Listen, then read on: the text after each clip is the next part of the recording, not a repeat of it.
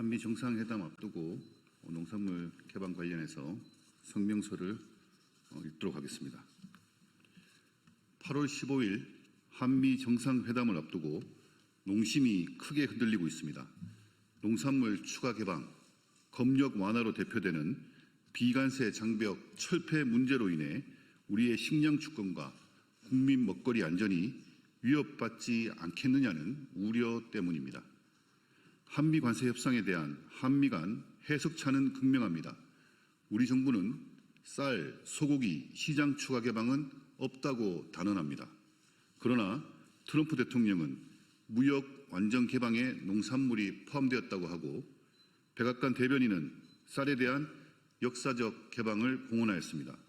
정부와 농업계의 간극도 큽니다. 정부는 농산물 검역 절차 간소화가 사실상 불가능하다고 설명합니다. 그러나 농업계는 US 전담 검역 데스크 지정이 검역 기준을 완화하거나 검역 절차를 신속히 하는 등 사실상 빗장을 푸는 것 아니냐며 불안해합니다. 한국농촌경제연구원에 따르면 올해 상반기 미국산 농축산물 수입액은 56억 4,260만 달러입니다. 반면 한국산 수출액은 9억 3천만 달러로 47억 1,260만 달러의 적자를 기록하였습니다. 이미 대미 농축산물 교역에서 막대한 적자를 보고 있는 마당에 국내 시장을 추가 개방한다면 우리 농업에 더 큰 타격이 있을 것은 명약관화한 일입니다. 농업은 국가 경제와 국민 삶의 근원입니다. 한번 무너지면 걷잡을 수 없습니다. 연쇄적인 시장 개방과 생산 기반의 붕괴를 피할 수 없습니다. 그렇기에 농산물 추가 개방의 여지를 없애고 검역 완화의 불씨를 꺼뜨리는 데 한치의 물러섬도 없어야 합니다. 이재명 대통령께 촉구합니다. 첫째, 이재명 대통령은 이번 정상회담에서 농산물 개방과 검역 완화가 없다는 약속을 반드시 지켜야 합니다. 정부와 대통령실은 한미 관세 협상 이후 수차례에 걸쳐 쌀, 소고기의 시장 추가 개방은 없다, 농산물 검역 절차 간소화는 사실상 불가능하다고 호언장담하였습니다. 국민 먹거리는 안전이 최우선이며 검역은 속도보다 철저함이 우선입니다. 따라서 어떠한 추가적, 우회적 조치도 있어서는 안 될 것입니다. 만약 기존 관세 협상과 다른 결과물이 나온다면 국민을 속이고 거짓말한 대통령실 정책실장과 경제부총리, 산업통상부 장관 등 협상 당사자들은 책임을 져야 할 것입니다. 둘째, 트럼프 대통령의 협상 출발점은 농산물 완전 개방이라는 전제하에 만반의 준비를 해야 합니다. 현 미국 농무부 장관이 설립한 대표적 친트럼프 싱크탱크인 AFPR의 아시아 담당 국장이 이달 초 국내 언론과 한 인터뷰를 주목해야 합니다. 그는 미국이 한국에 더 많은 쌀 수입 할당을 요청할 것이고 트럼프 대통령의 협상 출발점은 완전 개방이 될 것이라고 하였습니다. 결코 간과해서는 안 될 지점입니다. 우리 정부가 나이브한 협상 기조에서 벗어나 철저한 분석과 선제적 대응책을 마련하길 촉구합니다. 셋째, 성공적인 협상의 핵심은 국내 이해 당사자와의 긴밀한 소통을 통해 국내 대책 마련을 협상과 동시에 병행해 나가는 것입니다. 농산물 개방과 검역 완화 이슈가 논의 테이블에 오른다면 그 즉시 정부는 농업인을 비롯한 국민께 정확한 정보를 제공하고 농업계와 긴밀한 소통을 통해 예상되는 피해에 적극적으로 대응해야 할 것입니다. 농업은 단순한 1차 산업을 넘어 대한민국 균형 발전과 식량 안보를 책임지는 국가 전략 산업이다. 이 말은 이재명 대통령의 2025년 4월 25일 후보 시절 SNS 내용입니다. 이 말이 진정성을 가지려면 이재명 대통령은 이번 회담에서 대한민국의 식량 주권과 국민 먹거리 안전을 반드시 지켜내야 할 것입니다. 국민의힘이 똑똑히 지켜보겠습니다. 2025년 8월 21일 국회 농림축산식품해양수산위원회 국민의힘 의원 일동. 감사합니다.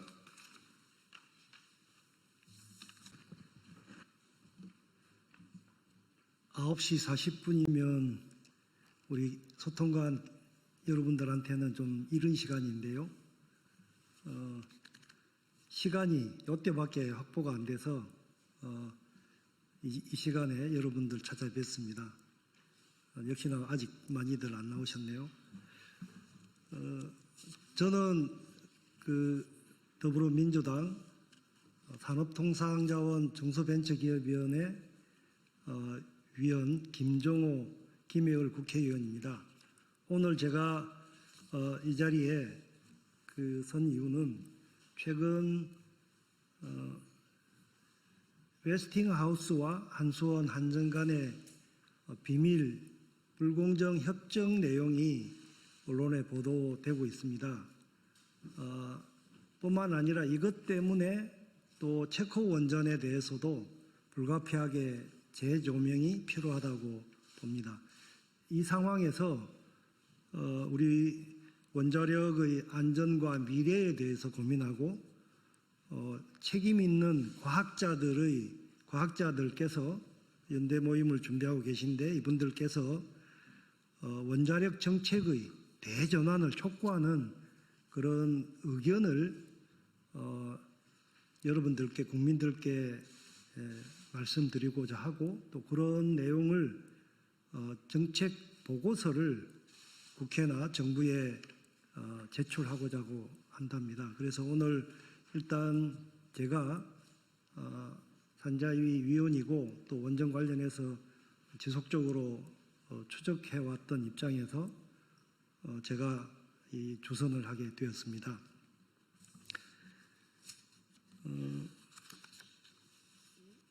여러 가지 근본적인 문제 제기가 있습니다.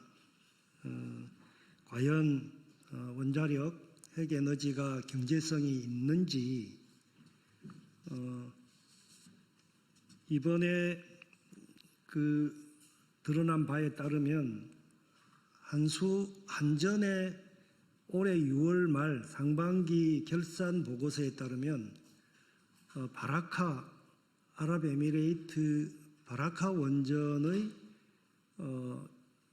결산 결과가 나와 있는데 거기에 그동안 10% 정도 투자 이익률을 장담해 왔는데 점점 줄어들더니 마침내 마이너스 349억 원의 적자를 기록했다라고 공시했습니다.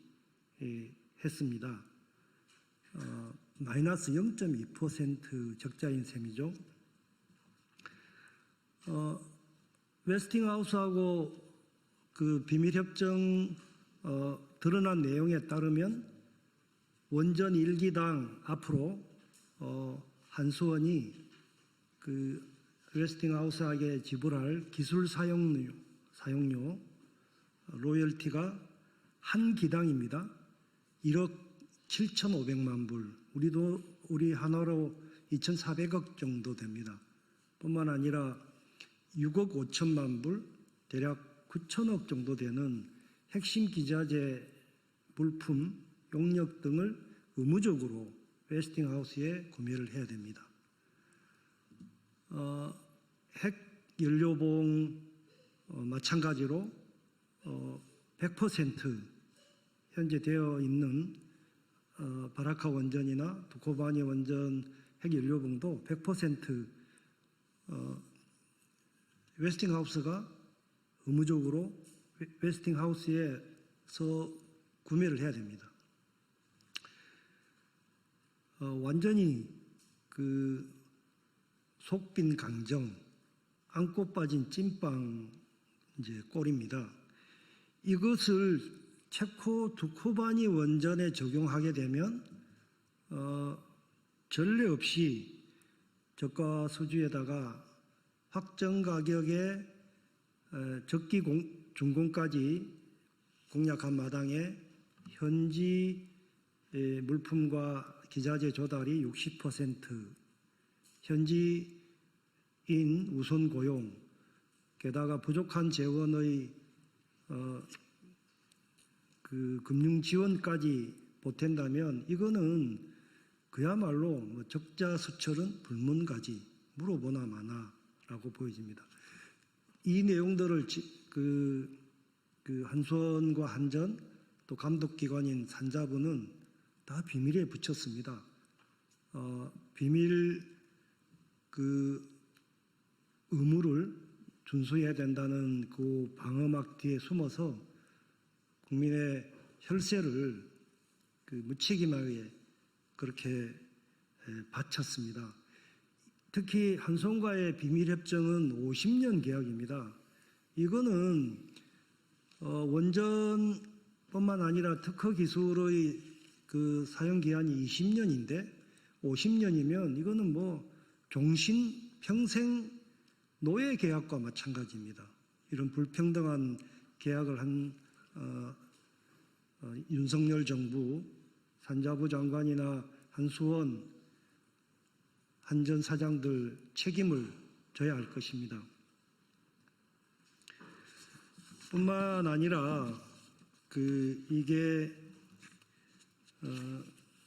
앞으로 소형 원전까지도 미래의 전략적인 산업이라고 보여지는데 이 부분도 완전히 웨스팅하우스의 기술 자립성 검증을 통해서 승인받아야 개발할 수 있습니다. 아직 설계도 또 실증도 안 된 이 소형 모듈 원전에 대해서 앞으로 우리 한국 원전 산업의 미래 가능성마저도 송두리째 미국 웨스팅하우스의 종속을 자초한 그런 불평등한 내용 독소조항입니다. 이런 내용들에 대해서 오늘 우리 원자력 안전과 미래 책임 과학자 연대 준비 모임에서 전면적인 실태 조사를 요구하고 국민 피해와 국가 위험에 대해서 경고하고 대안과 정책 방향을 오늘 이 기자회견을 통해서 밝히고자 하고 이런 내용들을 정부와 우리 국회에 정책 의견서를 제출하는 걸로 준비하신 걸로 알고 있습니다. 그러면 준비된 이 성명서 기자회견문을 낭독하도록 하겠습니다. 먼저 그러고 오늘 참석자를 소개하면 원자력 안전과 미래 이정윤 대표님 오셨습니다. 예.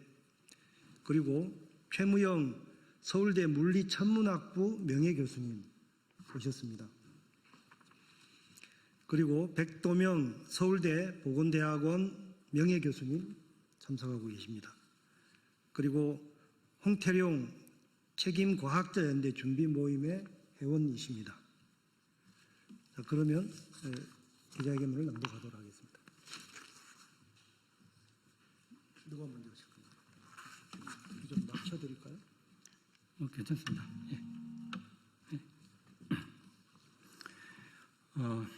예.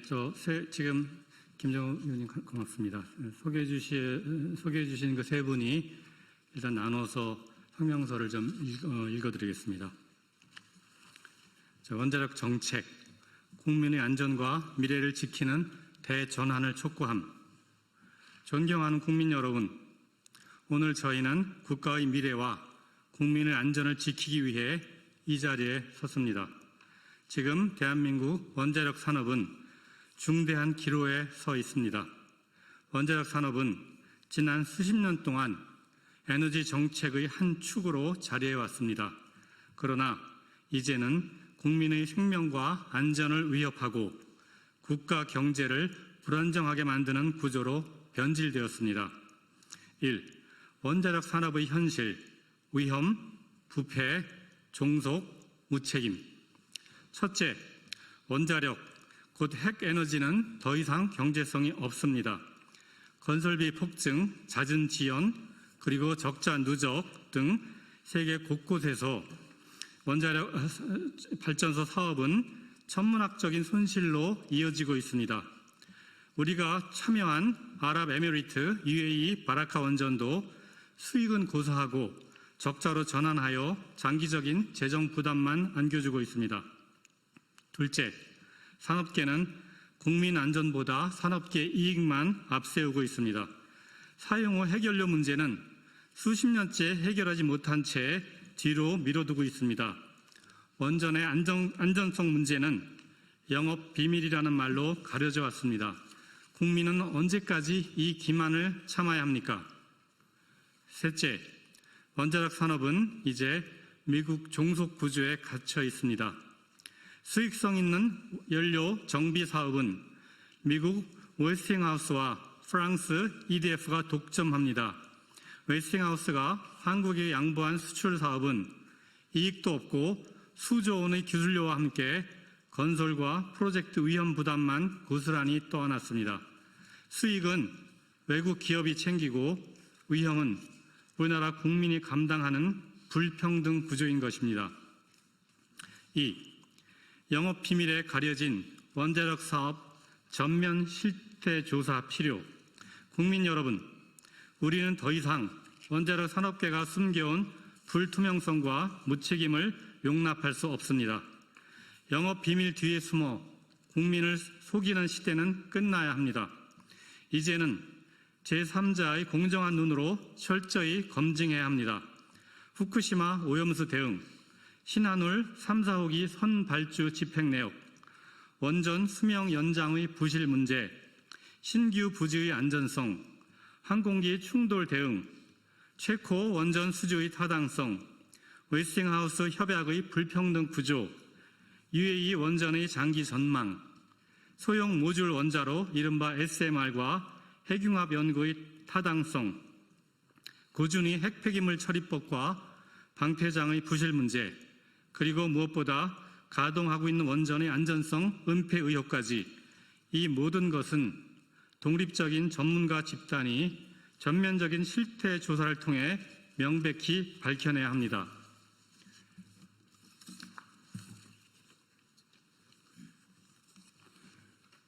이어 말씀드리겠습니다. 국민 피해와 국가 위험, 이 모든 지금까지 말씀드렸던 문제의 구조에서 가장 큰 피해자는 바로 국민입니다. 국민 세금과 국책금융보증으로 추진된 원전 건설 사업은 부실한 시공, 은폐로 국민 안전을 위협하고 있습니다. 핵 폐기물과 장기 채무는 고스란히 미래 세대에 전가됩니다. 이것은 단순한 산업계 문제가 아니라 국민 모두의 생존 문제입니다. 저희 간단하게 대안과 정책 방향 짚으면서 중간에 다시 하도록 하겠습니다. 존경하는 국민 여러분, 우리는 단순히 비판만 해서는 안 됩니다. 새로운 길을 제시할 수 있어야 합니다. 첫 번째는 원전 의존 축소와 탈핵 로드맵입니다. 더 이상의 원전 확대는 위험을 키울 뿐입니다. 그러므로 단계적 축소와 명확한 탈핵 로드맵을 국민 앞에 공개해야 합니다. 대안으로 재생에너지와 새로운 에너지 안보, 우리의 미래 에너지는 태양광과 풍력을 비롯한 재생에너지와 에너지 저장 장치에 있습니다. 이는 분산형으로 에너지 민주화와 안보를 가능케 하고 최적화된 수요 관리, 에너지 효율과 함께 국민이 체감할 수 있는 안전망이 됩니다.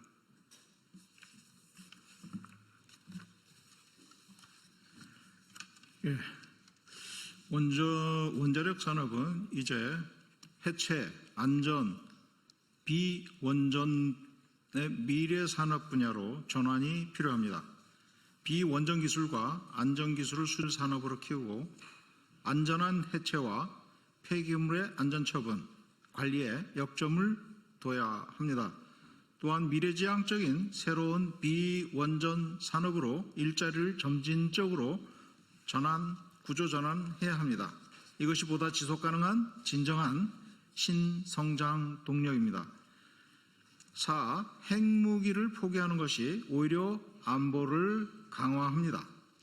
북한과 미러 중일 주변국 모두 여전히 핵무기를 갖고 있거나 추구하고 있습니다. 그러나 우리는 핵을 내려놓음으로써 오히려 더 강한 안보를 가질 수가 있습니다. 왜 그럴까요? 핵무기 또는 영광기술은 단지 불안한 안보의 추구에 불과하다는 것입니다. 그것이 입증되고 있고 국제사회와 모든 국가들의 불신과 제재를 받습니다.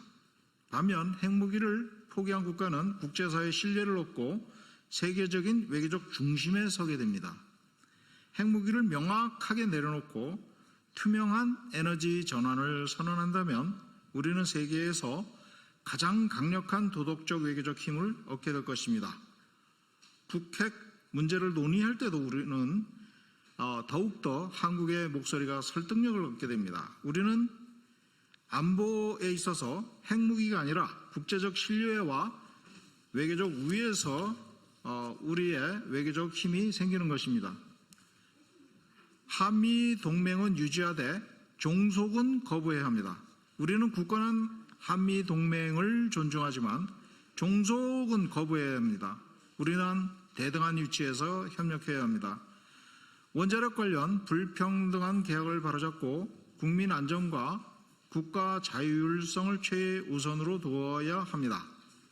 불투명하고 평등하지 않은 협약은 체결할 이유가 없습니다.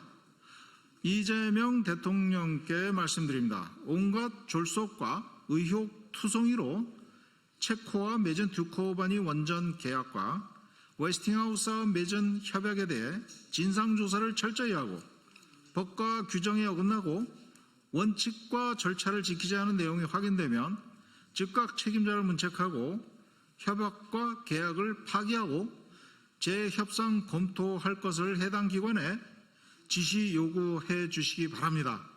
진정한 동맹은 종속이 아니라 협력 관계로 가능합니다. 마지막으로 국민과 함께하는 다짐입니다. 존경하는 국민 여러분, 우리는 원자력 산업의 어두운 장막을 이제는 걷어내야 합니다.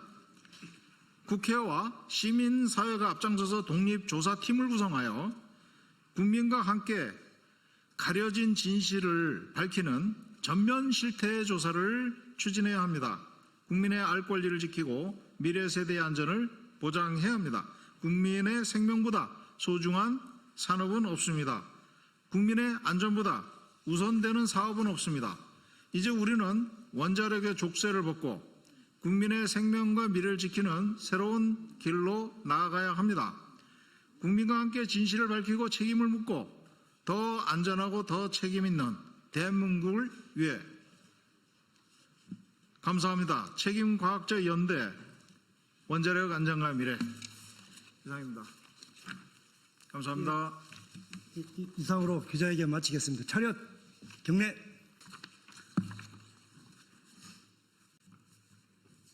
네.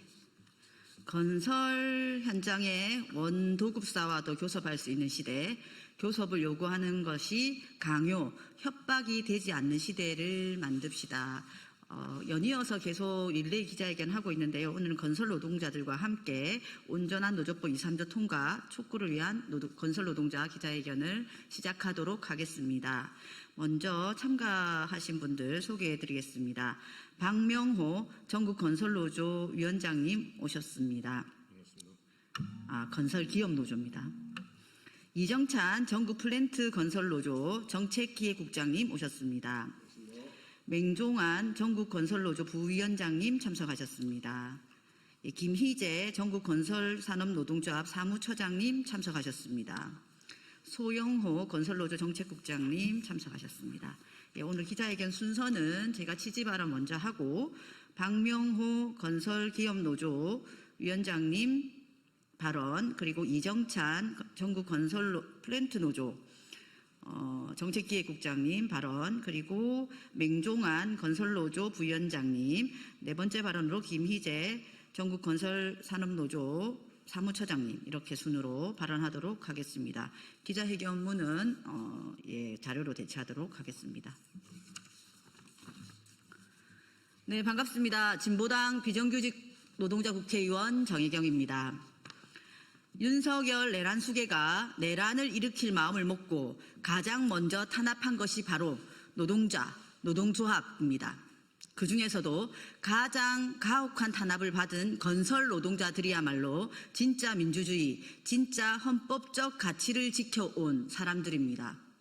그렇기 때문에 건설 노동자들의 노동기본권을 보장하는 것이 내란의 청산이자 극복이고 완전한 종식입니다.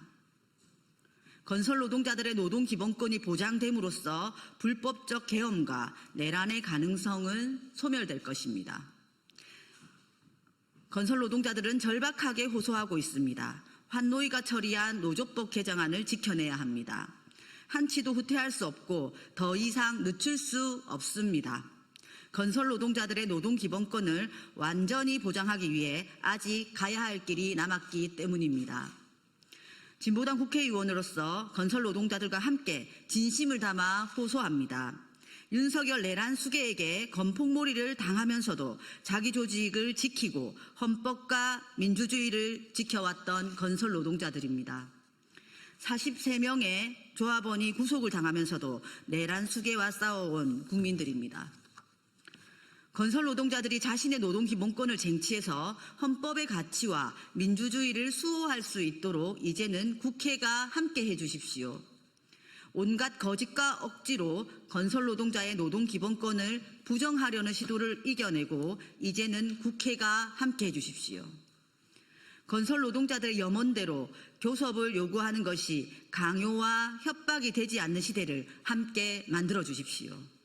노동자 정의 개념 학대가 빠진 부족한 개정이지만 이조차 통과될 수 없는 국회라면 건설 노동자들에게 절망밖에 남지 않을 것입니다.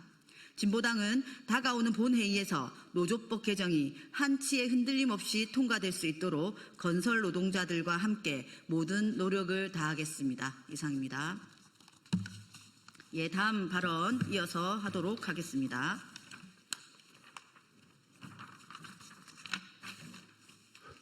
네, 반갑습니다. 저는 전국건설기업노동조합위원장 박명호입니다. 건설기업노조는 노조법 23조 개정안이 더 이상 후퇴 없이 국회에서 처리할 것을 강력하게 촉구합니다. 어떻게 만들어진 노동법 개정안입니까? 이 노동법을 개정하기 위해 우리 노동자들은 수십 년 동안 요구하고 투쟁했습니다. 그리고 마침내 노조법 23조 국회 통과를 기다리고 있습니다. 그러나 자본가와 경제단체, 일부 언론은 노조법 23조가 개정되면 국가의 경제가 송두리째 무너진다며 국민에게 거짓 선동을 일삼고 있습니다. 지난 시기 자신들의 부를 축적하기 위해 노동자들을 탄압하고 노동조합을 악마화하던 이들이 자신들의 기득권을 지키기 위해 또다시 거짓 선동을 하고 있는 것입니다. 우리 헌법에는 분명하게 노동 3권을 보장한다고 명시되어 있습니다. 이러한 헌법과 법률에 따라 노동조합은 절차와 과정을 통해서 합법적으로 노동쟁의권을 확보하고 쟁의행위를 통해 투쟁했지만 자본가들은 이러한 합법적인 투쟁에도 손해배상 소송 등으로 대응하며 노동자들을 탄압했습니다. 또 정부와 검찰, 사법부는 자본가의 편에 서서 노동자들의 삶을 절망으로 몰아넣었습니다. 결국 노동자와 가족들은 탄압과 손배소를 견디지 못해 죽음을 선택할 수밖에 없었던 것이 현실입니다. 이제는 바꿔야 합니다. 당초 노동자들의 요구안보다 후퇴된 개정안이지만 더 이상 후퇴 없이 노조 23조는 국회에서 통과되어야 합니다. 그리고 지난 겨울 광장에 울려 퍼졌던 노동자의 적이었다는 것을 명심하시기 바랍니다. 감사합니다.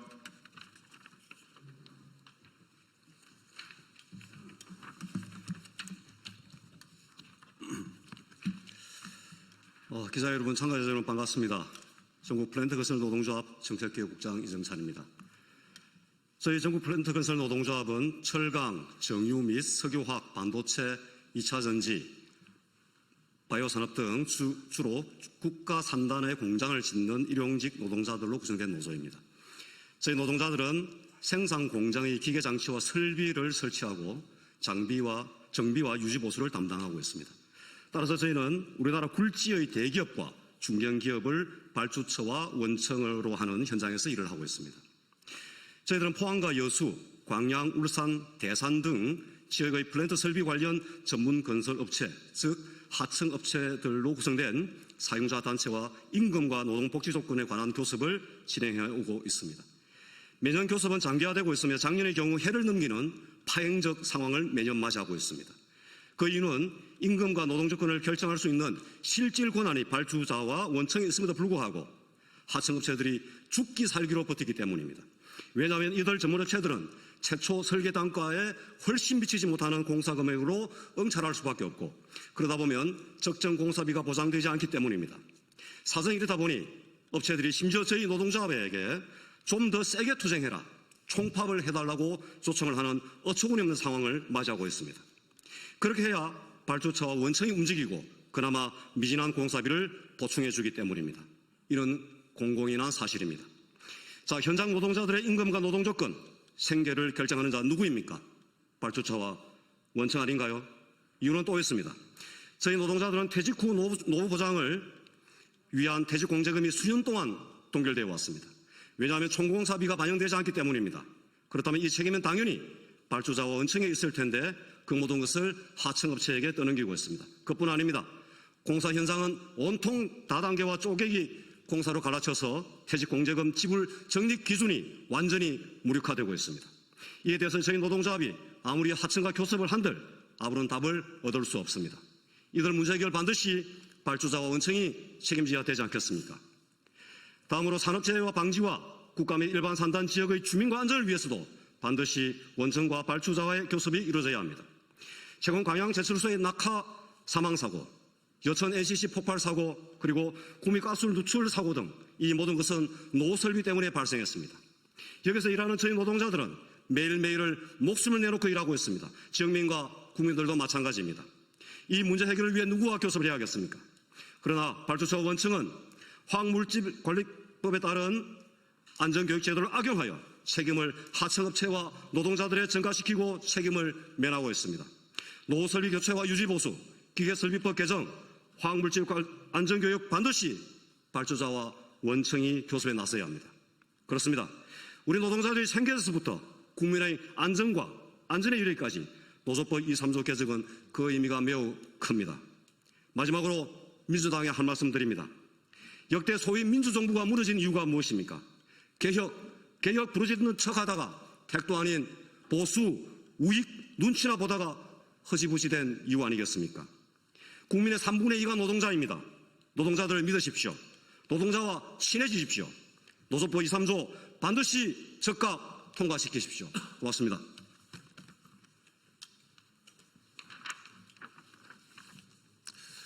네, 반갑습니다.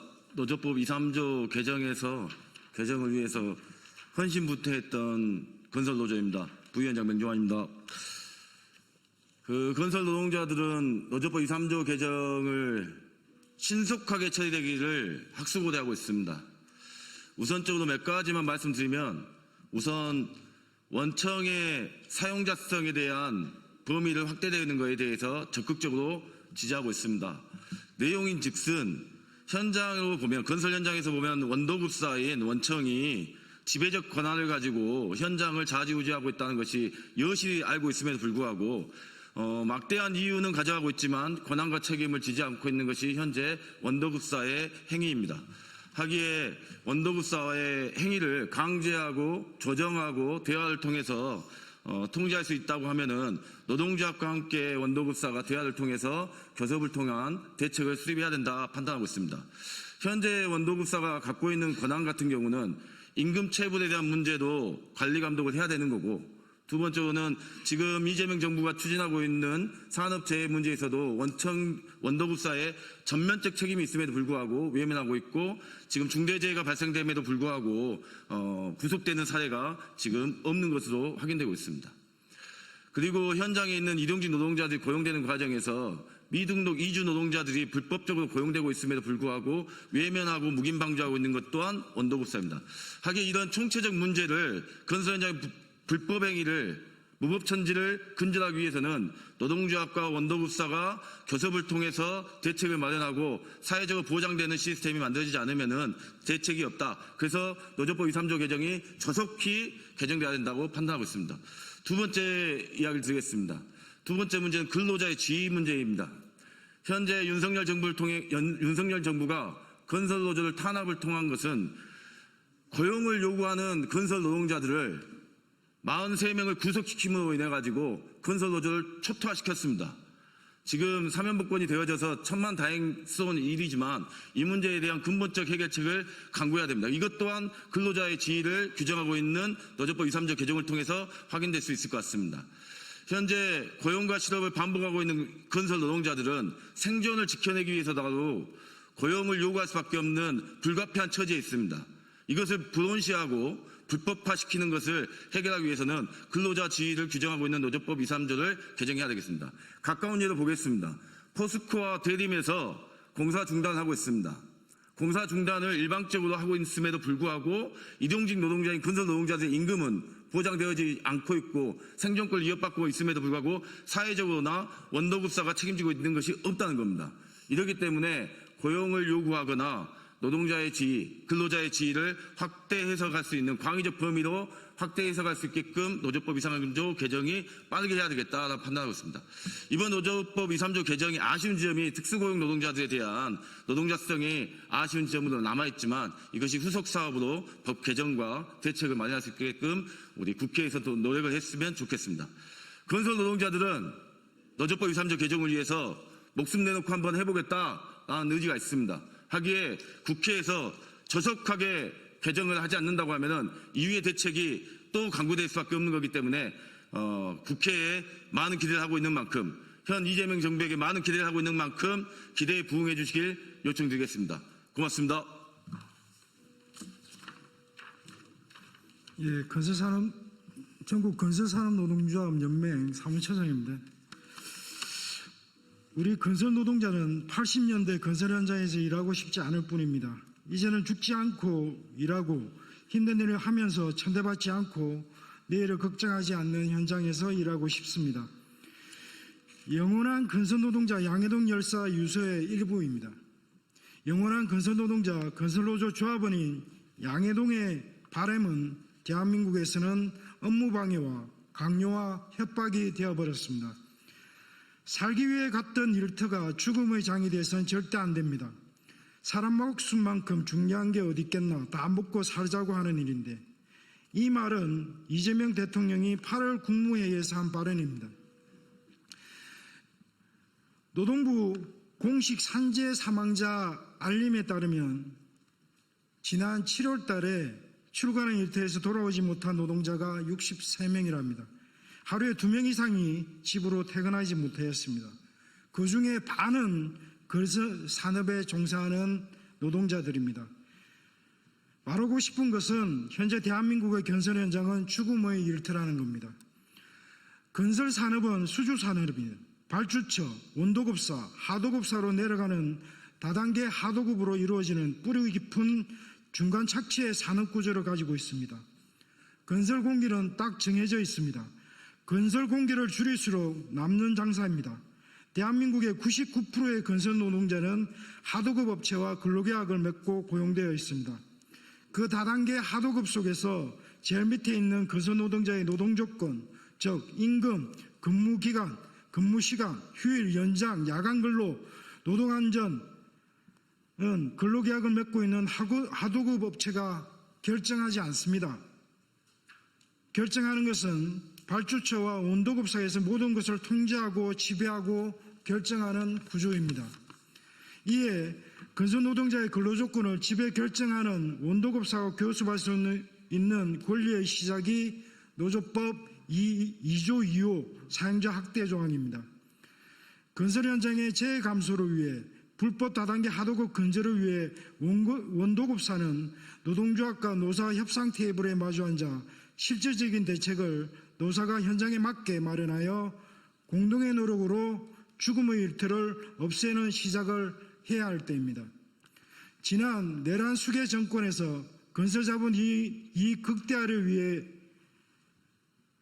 건설노동자들 2,250여 명이 소환되었고 이 중 657명이 기소되었고 43명이 구속시켰습니다. 건설노동자들과 건설노조를 죽여서 건설산업이 살아났습니까? 아시겠지만 현재 대한민국 건설산업은 죽어가고 있습니다. 건설산업을 살려야 하고 건설노동자를 살려야 합니다. 그 시작은 건설노동자가 죽지 않고 일하고 힘든 일을 하면서 천대받지 않게 하기 위해 원도급사와 교섭할 수 있는 노동기본권을 보장하는 겁니다. 건설노동자의 정당한 노조활동이 협박, 강요가 되는 시대는 끝내야 합니다. 한 글자도 고치지 마십시오. 일터의 노동자를 살리는 법 개정입니다. 국회에 조속한 노조법 개정안 통과를 바랍니다. 이상입니다.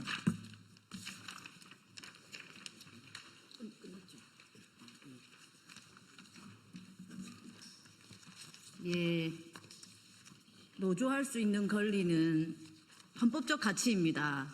그동안의 비정규직 양산의 책임과 책임을 지지 않았던 것은 정부와 정치입니다. 그리고 기업입니다. 이들에 대한 책임을 질 수 있도록 노조법 2, 3조는 가장 기본의 법입니다. 빠르게 즉각적으로 통과될 수 있도록 우리 기자 여러분들 많은 관심 부탁드리겠습니다. 예, 이것으로 기자회견 마치도록 하겠습니다.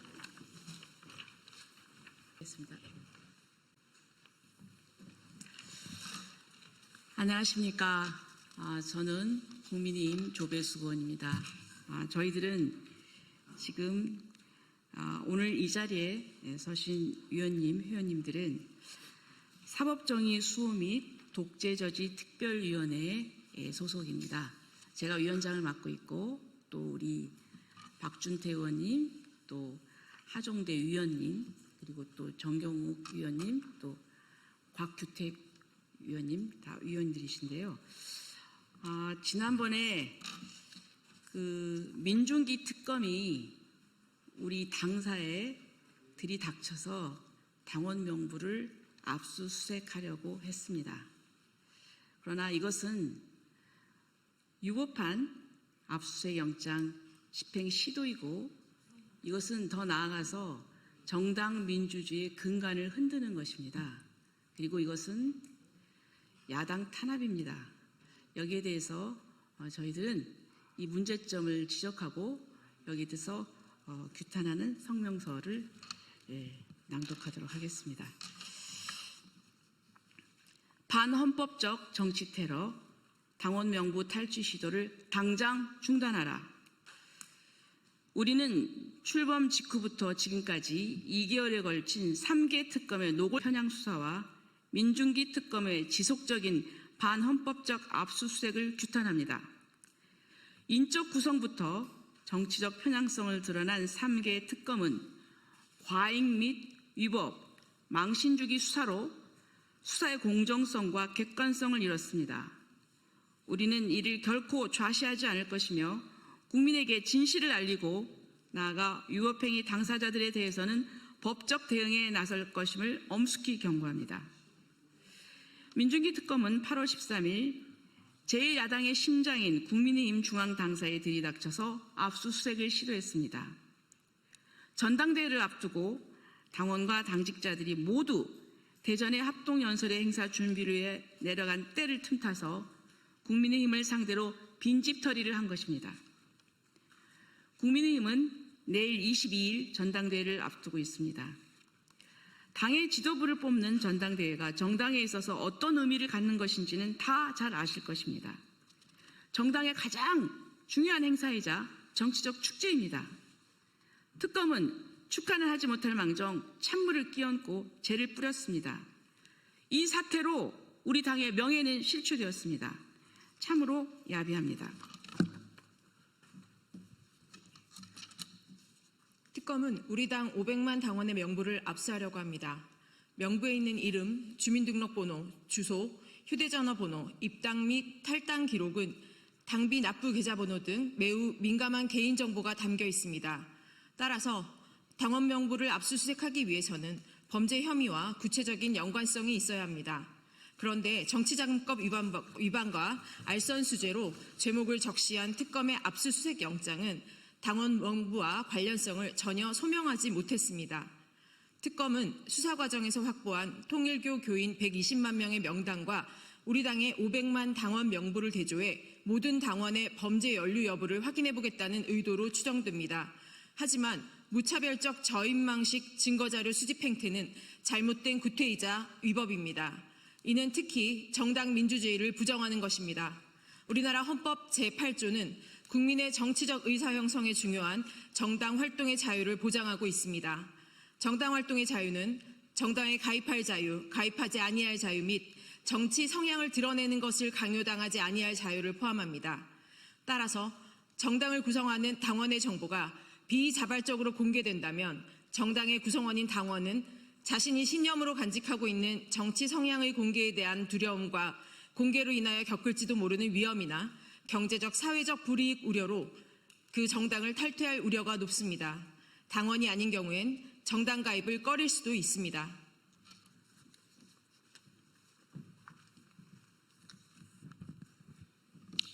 결과적으로 당원 명부의 공개는 정당 활동을 위축시킴으로써 정당의 설립 및 존속, 활동의 자유를 침해할 가능성이 높습니다. 따라서 당원 명부의 비밀 보장은 중대한 헌법적 가치이고 당원 명부의 공개는 엄격한 법적 절차에 따라 필요 최소한에 그쳐야 합니다. 또 당원 명부는 상당히 민감한 개인정보이기 때문에 당원 한 분 한 분의 동의를 얻어야 합니다. 수사기관도 그런 동의 없이 이것을 압수할 권한은 없습니다.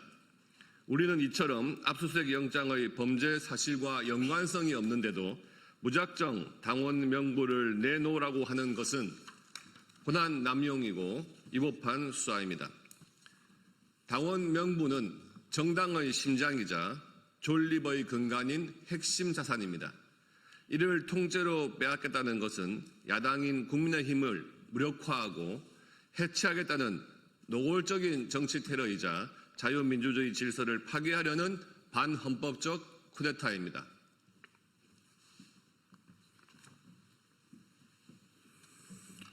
애당초 지금의 3개 특검은 태생부터 문제가 있었습니다. 특검 제도는 원래 권력으로부터 독립된 수사기구를 통해서 실체적 진실을 밝히고 국민의 신뢰를 회복하기 위해 도입한 것입니다. 따라서 전통적으로 야당이 활용해 온 제도입니다. 그런데 지금 민주당은 여당이지 않습니까? 여당이 되었는데도 3개 특검을 동시에 출발시켰습니다. 검사만 120명에 수사관을 포함해 577명으로 초대형 매머드 특검입니다. 수사기간도 최장 170일에 이릅니다. 더 큰 문제는 특검의 정치적 편향성입니다. 특검은 정치적으로 중립적인 인사로 구성하는 것이 원칙입니다. 그럼에도 불구하고 특별검사 및 검사부의 정치적 중립성이 전혀 이뤄지지 않았습니다. 조은석 특별검사는 민주당 추천으로 감사원의 감사위원으로 근무한 바 있고 친민주당 성향임을 감추지 않는 인물입니다. 민중기 특검과 문홍주 특검부는 판사 출신으로서 좌편향으로 알려진 우리법 연구회 출신입니다. 이명현 특검은 병풍 조작 사건과 연루 의혹이 제기된 사람입니다. 3개 특검의 인적 구성만 봐도 특검의 수사가 과연 공정하고 객관적일 수 있을지 의문입니다. 정치적 수사 내지는 조작 수사 우려가 나오지 않을 수 없습니다. 게다가 3개 특검은 서로 경쟁하듯이 과잉수사, 위법수사, 보여주기식 수사, 망신주기식 수사를 계속하고 있습니다. 민중기 특검은 오늘 법원에 압수영장을 다시 청구하겠다고 합니다. 법원은 다시 발부해서는 안 됩니다. 만약에 영장이 다시 발부돼 특검이 이를 집행하려 한다면 우리는 중앙당사에서 정당민주주의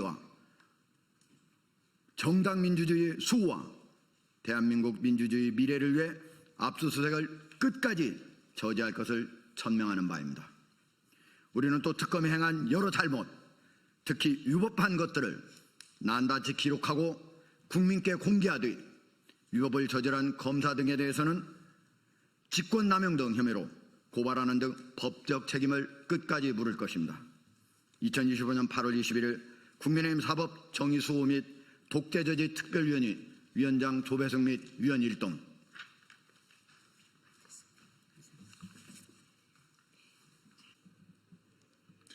예, 시작하겠습니다. 진보당 수석 대변인 홍성규입니다. 두 가지 말씀드리겠습니다. 첫 번째입니다. 통일교, 국민의힘 중앙당의 거액 전달, 권성동 등 개인 일탈의 수준이 아닙니다.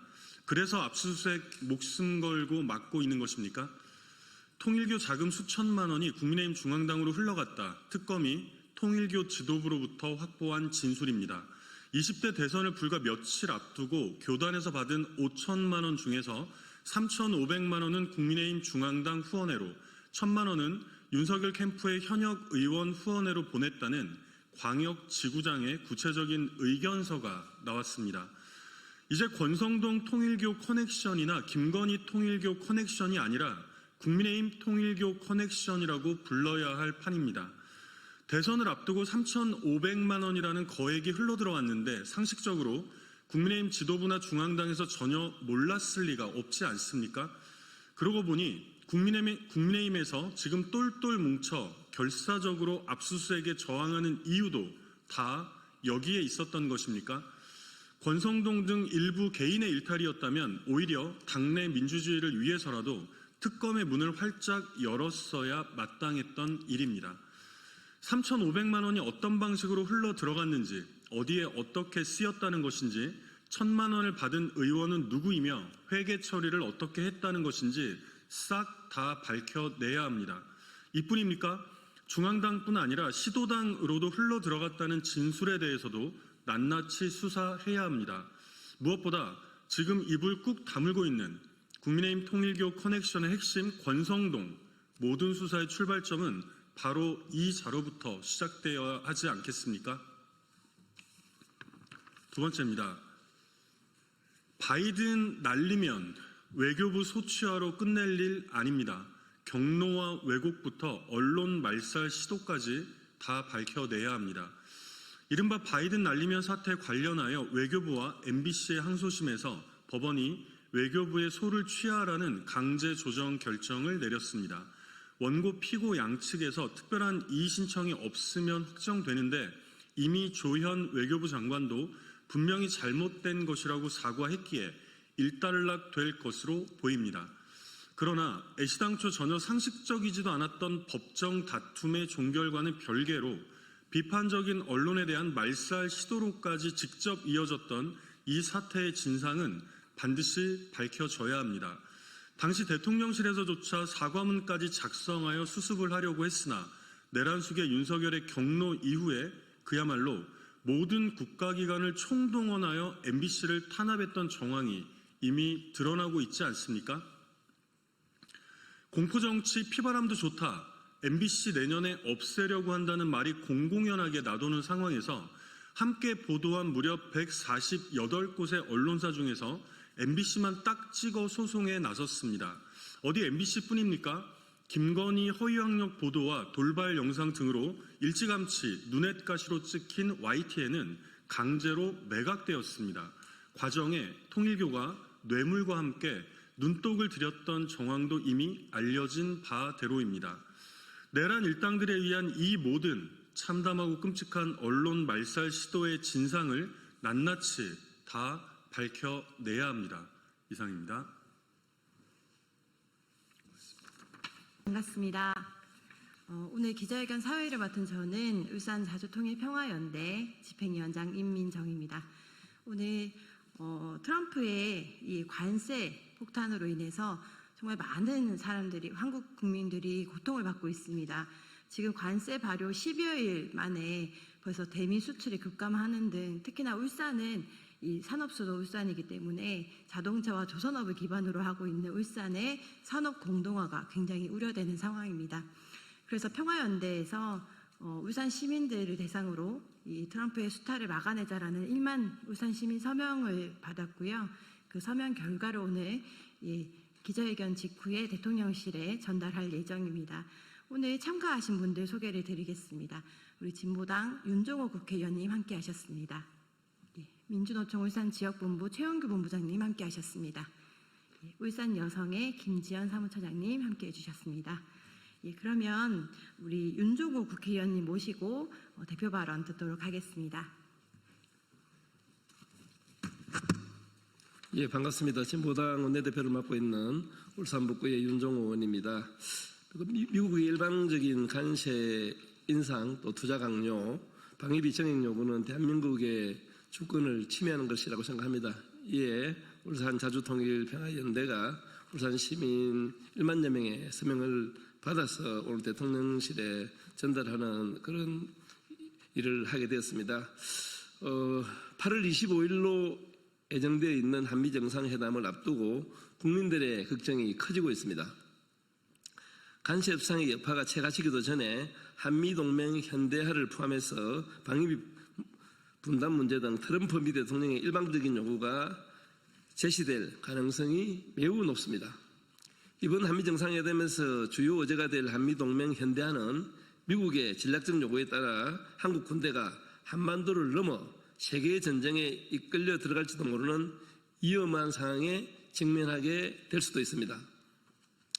버런슨 주한미군 사령관은 중국의 부상과 북한, 러시아 간 밀착 등 동북아 지정학적 변화를 지목하며 주한미군이 영내에서 자유롭게 움직일 수 있는 전략적 유연성을 확보하는 것이 중요하다고 밝혔습니다.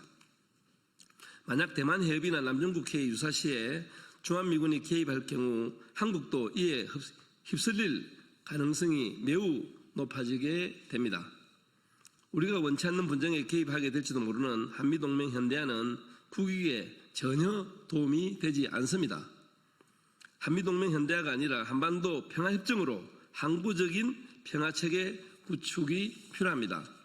울산 시민들은 트럼프 미 대통령이 추진하고 있는 일방적인 관세 인상과 대미 투자 확대 요구, 방위비 분담금 정액 요구는 대한민국의 주권을 침해하는 행위이며 이에 반대하는 서명에 적극적으로 참여해 주셨습니다.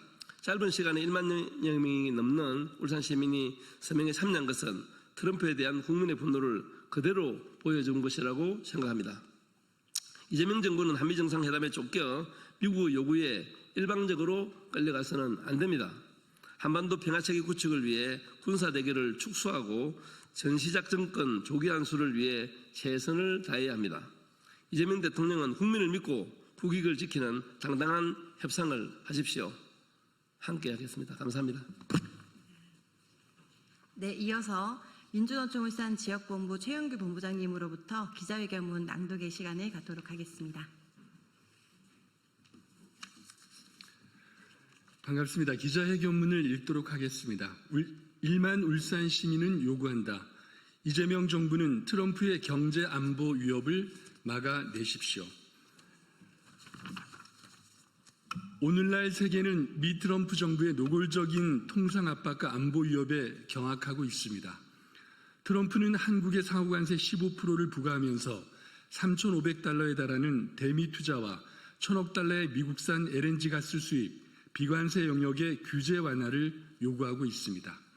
트럼프 관세가 적용된 지 10여일 만에 벌써 우리나라의 주력 산업인 자동차의 대미 수출은 급감했고 자동차 부품사들은 매출 감소와 원가 부담이 겹치면서 적자난에 허덕이고 있으며 조만간에 수많은 공장에서 노동자들의 일자리 감소, 노동조건 악화가 가시화될 것입니다. 특히나 자동차와 조선업을 기반으로 하는 울산의 경제는 직격탄을 맞을 수밖에 없습니다.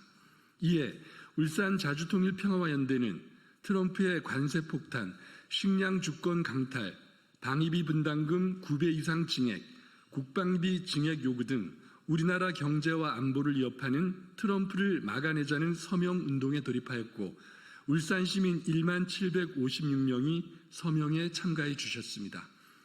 이는 이재명 정부가 트럼프 정부에 당당하게 맞설 것을 주문하는 국민들의 간절한 요구이자 주권자의 선언입니다.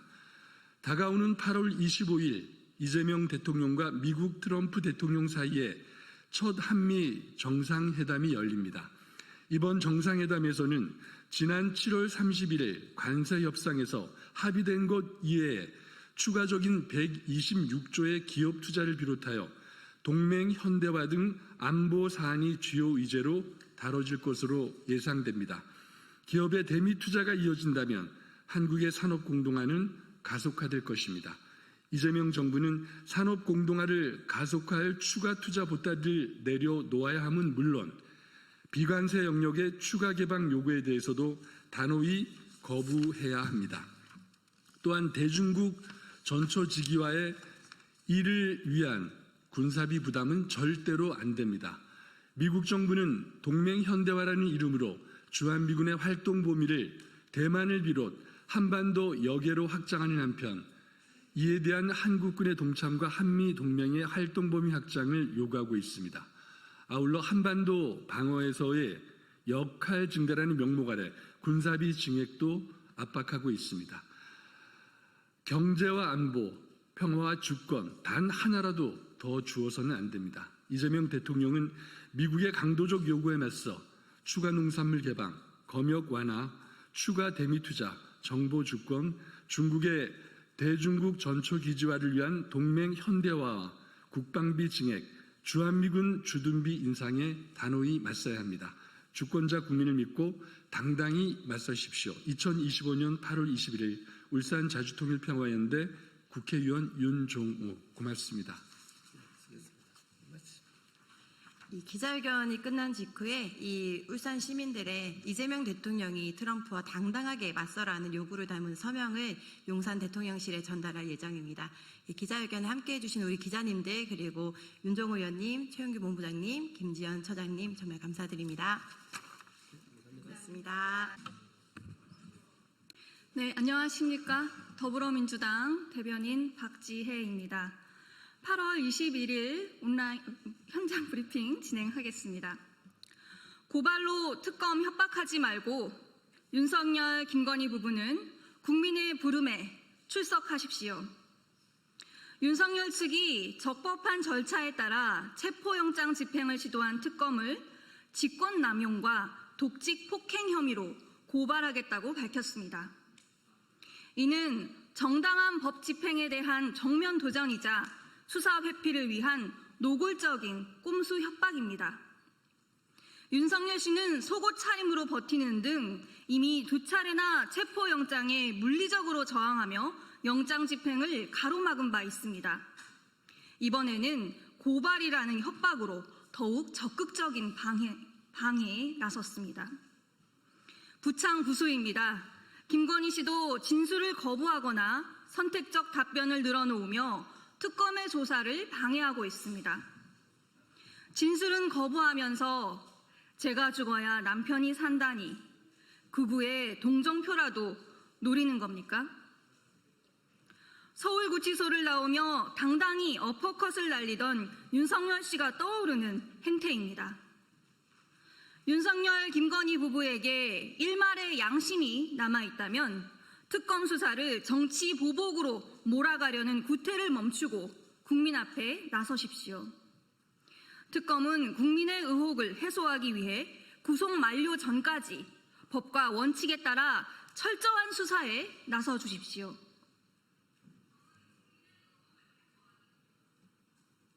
국민의힘은 전당대회 자화자찬이 아닌 반성부터 해야 합니다.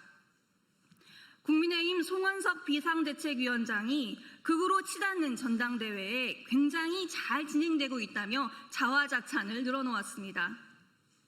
전한계 씨가 극우 전도사를 자처하며 벌인 난동은 보이지도 않는 모양입니다.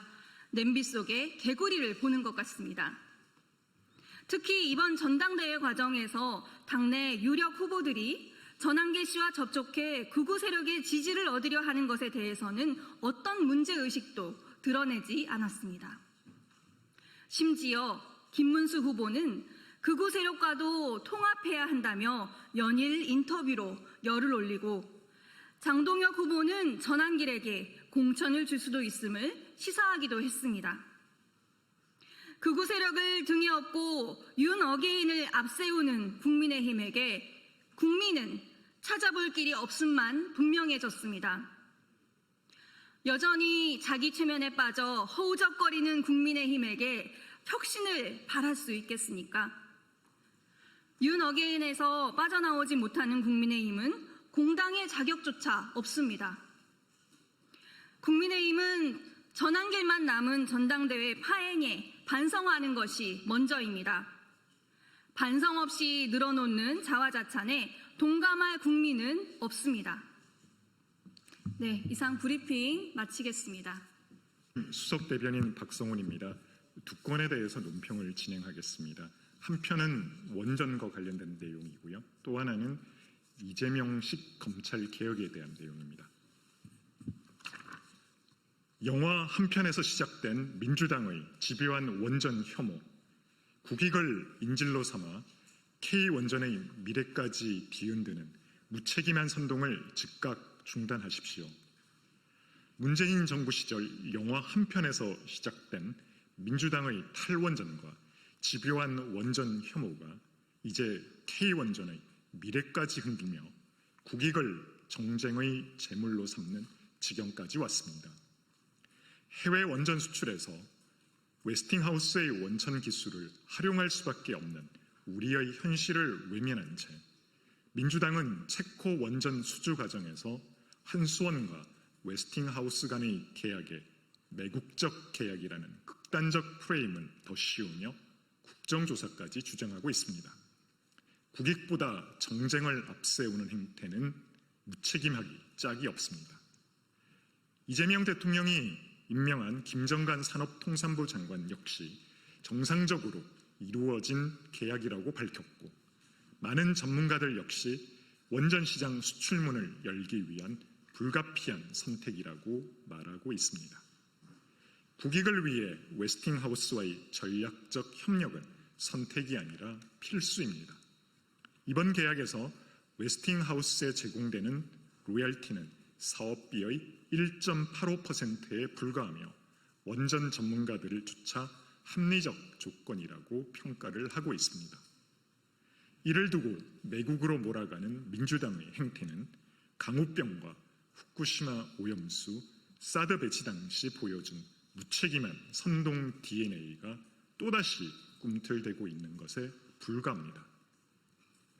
탈원전을 밀어붙이며 원전 생태계를 무차별적으로 무너뜨린 세력이 이제 와서 원전 주권을 외치며 그 자체가 낯뜨거운, 낯부끄러운 개변에 불과합니다.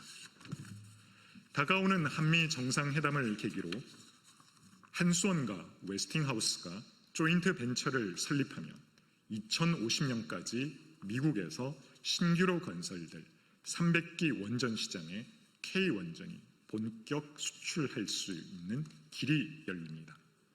미국 원전 산업은 사실상 붕괴 수준이며 세계 최고 수준의 설계, 시공, 역량을 보유한 대한민국 원전 산업의 절호의 기회가 찾아온 것입니다. 세계 각국이 치열한 경쟁을 벌이고 있는 글로벌 원전 시장에서 대한민국이 살아남기 위해서는 정치권의 무책임한 선동과 정쟁이 아니라 적극적인 지원과 협조가 시급합니다. 늦으면 늦을수록 소중한 기회는 사라지고 그 피해는 고스란히 국민 몫으로 돌아옵니다. 전 정권 흠집 내기에만 혈안이 되어 있는 원전 혐오 민주당은 대한민국에 찾아온 국익의 기회를 더 이상 발못 잡지 말고 집권 여당으로서 국가와 국민을 위한 길이 무엇인지 다시 한번 되돌아보기 바랍니다. 국민의힘은 민주당이 또다시 원전 산업을 정치의 희생양으로 삼으려는 그 어떠한 시도도 단호히 저지할 것입니다. K원전이 세계 시장을 선도하고 대한민국의 에너지 안보와 국가 경쟁력을 지켜내는데 모든 힘을 다해 지원하겠습니다. 원전에서 강조하고 싶은 부분 한 번 더 읽어보겠습니다. 탈원전을 밀어붙이며 원전 생태계를 무차별적으로 무너뜨린 세력이 이제 와서 원전 주권 운운하는 것 자체가 낯부끄러운 개변에 불과합니다.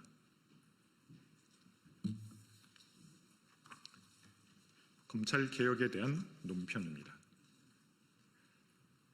이재명표 검찰개혁은 개혁을 빙자한 이재명 대통령과 민주당 방탄 획책이자 개혁의 탈을 쓴 정치 보복과 법치 파괴 시도입니다.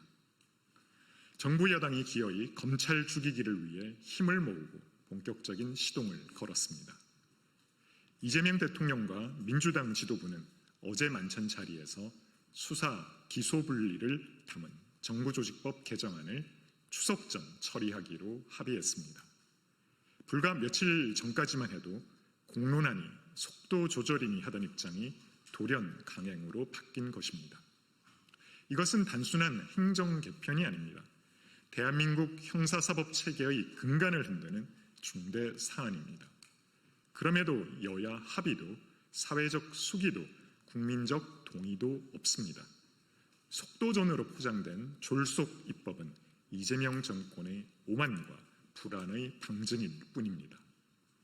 더욱이 피고인 신분의 대통령이 직접 검찰 죽이기를 시도하는 모습은 국민 눈에는 그저 사적 보복이자 사적 방탄이라고 비춰질 뿐입니다. 권력과 당을 총동원해 사법체계의 근간을 뒤흔드는 사법정의에 대한 모독이자 정치 보복의 단초가 되는 시도입니다. 검찰청 간판을 없애고 수사와 기소를 억지로 찢는다고 정의가 살아나지 않습니다. 남은 것은 범죄 입증의 무력화, 국민 권리의 약화, 그리고 권력형 비리의 은폐일 뿐이며 그 피해는 고스란히 국민에게 되돌아올 뿐입니다. 여당은 이견 없는 개혁 추진이라 자화자찬하지만 실상은 문재인 정부 시작 시절 강행했던 검수완박 시즌2에 불과합니다. 개혁이라는 그럴싸한 포장지로 감추려 해도 이들이 추진하는 것은 헌정 파괴이며 헌법이 보장한 검찰의 지위를 조롱하는 위험천만한 폭주입니다. 대체 무엇이 그토록 두렵기에 재판을 받는 대통령이 권력과 당을 동원해 검찰 죽이기를 밀어붙이는지, 이것이 과연 법치국가가 맞는 것인지 국민들은 되묻고 있습니다. 이재명 정권의 검찰 죽이기 시도는 결코 개혁이 될 수 없으며 방탄 입법과 보복 입법, 법치 파괴의 시작에 불과합니다. 사회적 합의 없는 폭주는 반드시 국민의 준엄한 심판으로 돌아올 것입니다. 강조할 부분 한 번 더 읽어보겠습니다. 남는 것은 범죄 입증의 무력화, 국민 권리의 약화, 그리고 권력형 비리의 은폐일 뿐이며 그 피해는 고스란히 국민에게 돌아갑니다.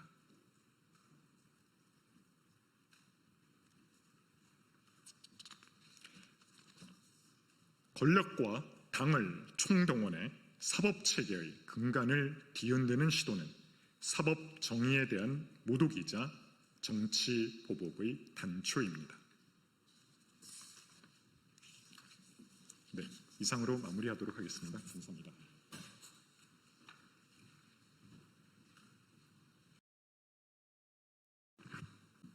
예, 진보당 원내대변인 정혜경입니다.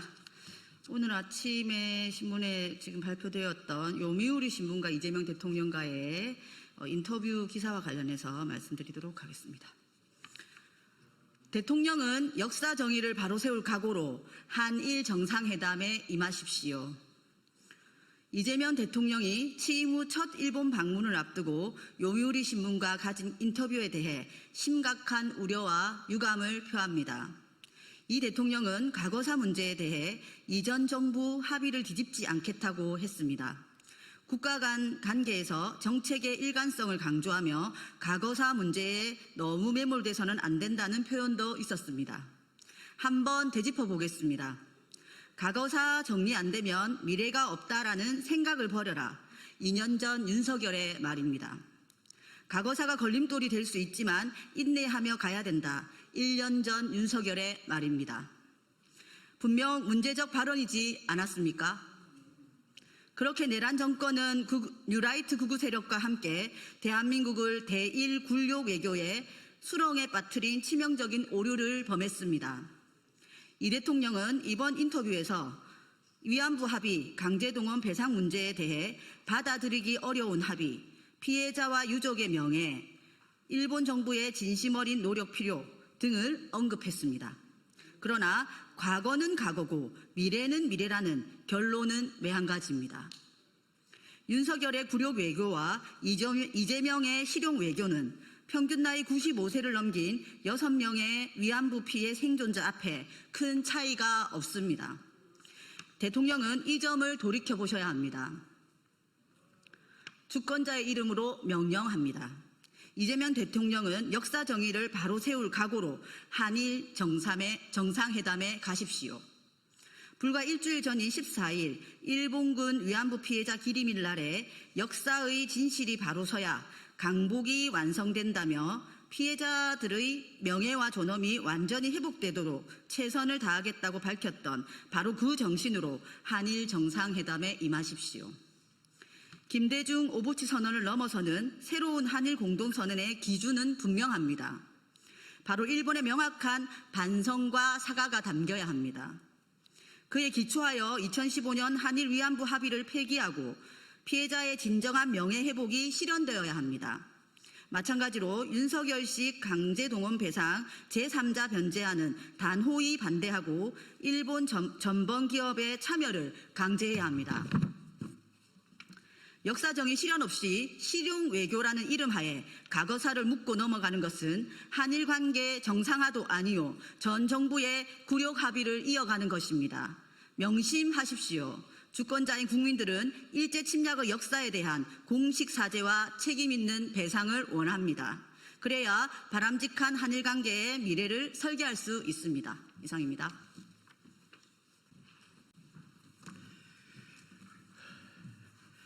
안녕하십니까. 국회 정무위원회 더불어민주당 간사 강준현입니다.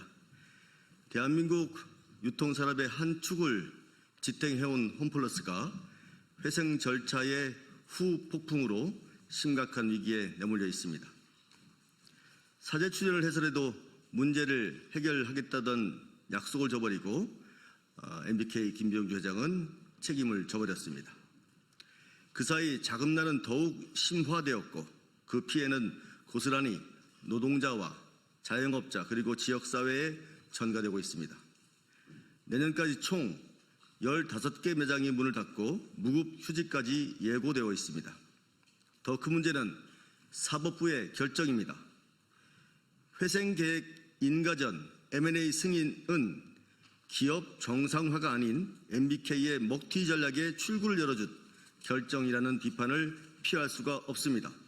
따라서 국회가 이를 바로잡기 위해서 더불어민주당 정무위원회 이름으로 기자회견을 진행하고자 합니다. 참석해 주신 의원님들을 소개하겠습니다. 이정문 의원님 모셨습니다. 김남근 의원님 모셨습니다. 박상혁 의원님 모셨습니다. 이강일 의원님 모셨습니다. 박범계 의원님 모셨습니다. 김현정 의원님 모셨습니다. 허영 의원님 모셨습니다. 김승원 의원님 모셨습니다. 민병덕 의원님 모셨습니다. 그럼 지금부터 더불어민주당 정무위원회 기자회견을 시작하겠습니다.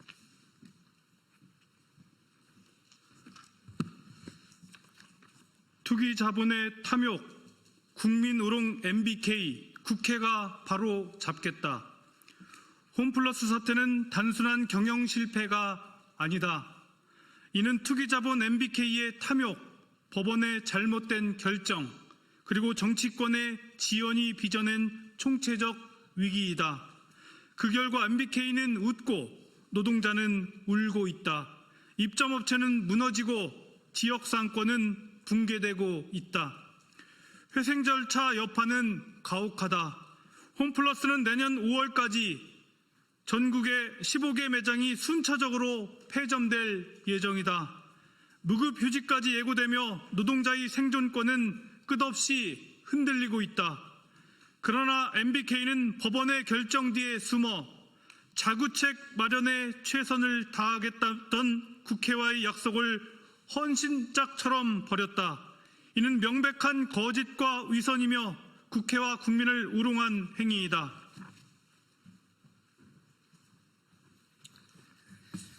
사법부의 결정 또한 문제다. 회생법원이 내린 회생계획 인가전 M&A 결정은 기업 정상화가 아니라 MBK의 먹튀 전략에 출구를 열어준 조치였다. 채권자 보호와 고용 안정이라는 회생제도의 본래 취지를 스스로 부정한 것이다. 국민은 묻는다. 사법부는 누구를 위해 존재하는가? 노동자를 지키기 위함인가? 아니면 투기자본의 이익을 지키기 위함인가? 청문회 개최의 명분은 이미 충분하다. 더는 늦출 이유도 자시할 여유도 없다. MBK의 위선과 책임을 철저히 규명하고 국회가 국민의 대표기관으로서 근본적인 대책을 수립할 것이다. 더불어민주당 정무위원회 위원 일동은 국민과 함께 MBK의 책임을 끝까지 규명하고 홈플러스 정상화와 노동자, 입점업체의 생존권 보장을 위해 모든 힘을 다할 것이다. 2025년 8월 21일 더불어민주당 국회 정무위원회 위원 일동. 네, 고맙습니다. 이상 민주당 정무위원회 기자를 마치도록 하겠습니다. 안녕하십니까. 대선 불법 현수막 대응특별위원회 위원장 김현입니다. 오늘 저희 더불어민주당의 공식 특별위원회로 통과가 되고 나서 첫 번째 기자회견을 갖도록 하겠습니다. 함께하신 의원님 소개해드리겠습니다. 최현일 위원이십니다. 김동화 위원이십니다. 내용은 강원모 변호사님도 함께했습니다. 내용은 우리 최현일 의원님과 김동화 의원님께서 발표하도록 하겠습니다. 네, 영등포가 국회의원 최현일입니다. 기자회견문을 낭독하겠습니다. 대선 불법 현수막, 표현의 자유라는 이름으로 방치할 수 없습니다. 더불어민주당은 대선 불법 현수막이 대응하기 위해 8월 18일 최고위원회에서 대선 불법 현수막 대응 특별위원회를 설치하고 본격적인 활동에 돌입합니다. 특별위원장에는 김현 의원, 부위원장에는 김동화 의원, 위원은 국토위 소속 전용기 의원, 행안위 소속 최현일 의원, 홍보위원장 한웅현 위원장, 법률 자문을 위해 강원모 변호사, 이지수 변호사로 구성되었습니다. 향후 입법 제도 개선을 위해 행안위 소속 의원과 현수막 문제가 심각한 영남권 인사들을 추가 선임하여 전국적 대응을 전개할 것입니다. 최근 내일로 미래당을 중심으로 제21대 대통령 선거를 부정하는 허위 조작, 정보 현수막이 전국에 걸리고 있습니다. 이재명 대통령과 시진핑 주석의 얼굴을 합성한 이미지와 함께 부정선거 주범을 수배합니다. 중국 공산당과 선관위가 만들어준 가짜 대통령이라는 허위 문구를 게재한 명백한 허위 조작 정보입니다. 해당 현수막을 비롯하여 전국의 현수막을 통해 허위 사실을 유포하고 있는 내일로 미래당에 관련하여 경찰 수사가 진행 중에 있습니다. 대선을 이틀 앞둔 시점에 전국 고3 유권자를 타겟으로 카톡 인스타 검열이라는 허위 조작 정보를 유포한 배후의 시민단체는 보건학문인권연구소 김문희 대표입니다. 당시 김문희 대표는 본인의 페이스북에 자유민주당 이름으로 현수막 작업을 한다고 공지하고 보건학문인권단체의 계좌를 통해 후원금을 모금했으며 현수막에는 내일로 미래로 당이라고 직접 펜으로 써서 개처했습니다. 해당 현수막에 대한 다수의 신고를 접수한 서울 수서경찰서는 공직선거법 위반 혐의로 지난 8월 14일 보건학문인권연구소 김문희 대표의 강남구 소재 자택을 압수수색하였고 악수물 분석을 마친 뒤 정식 소환 예정하여 조사할 예정입니다.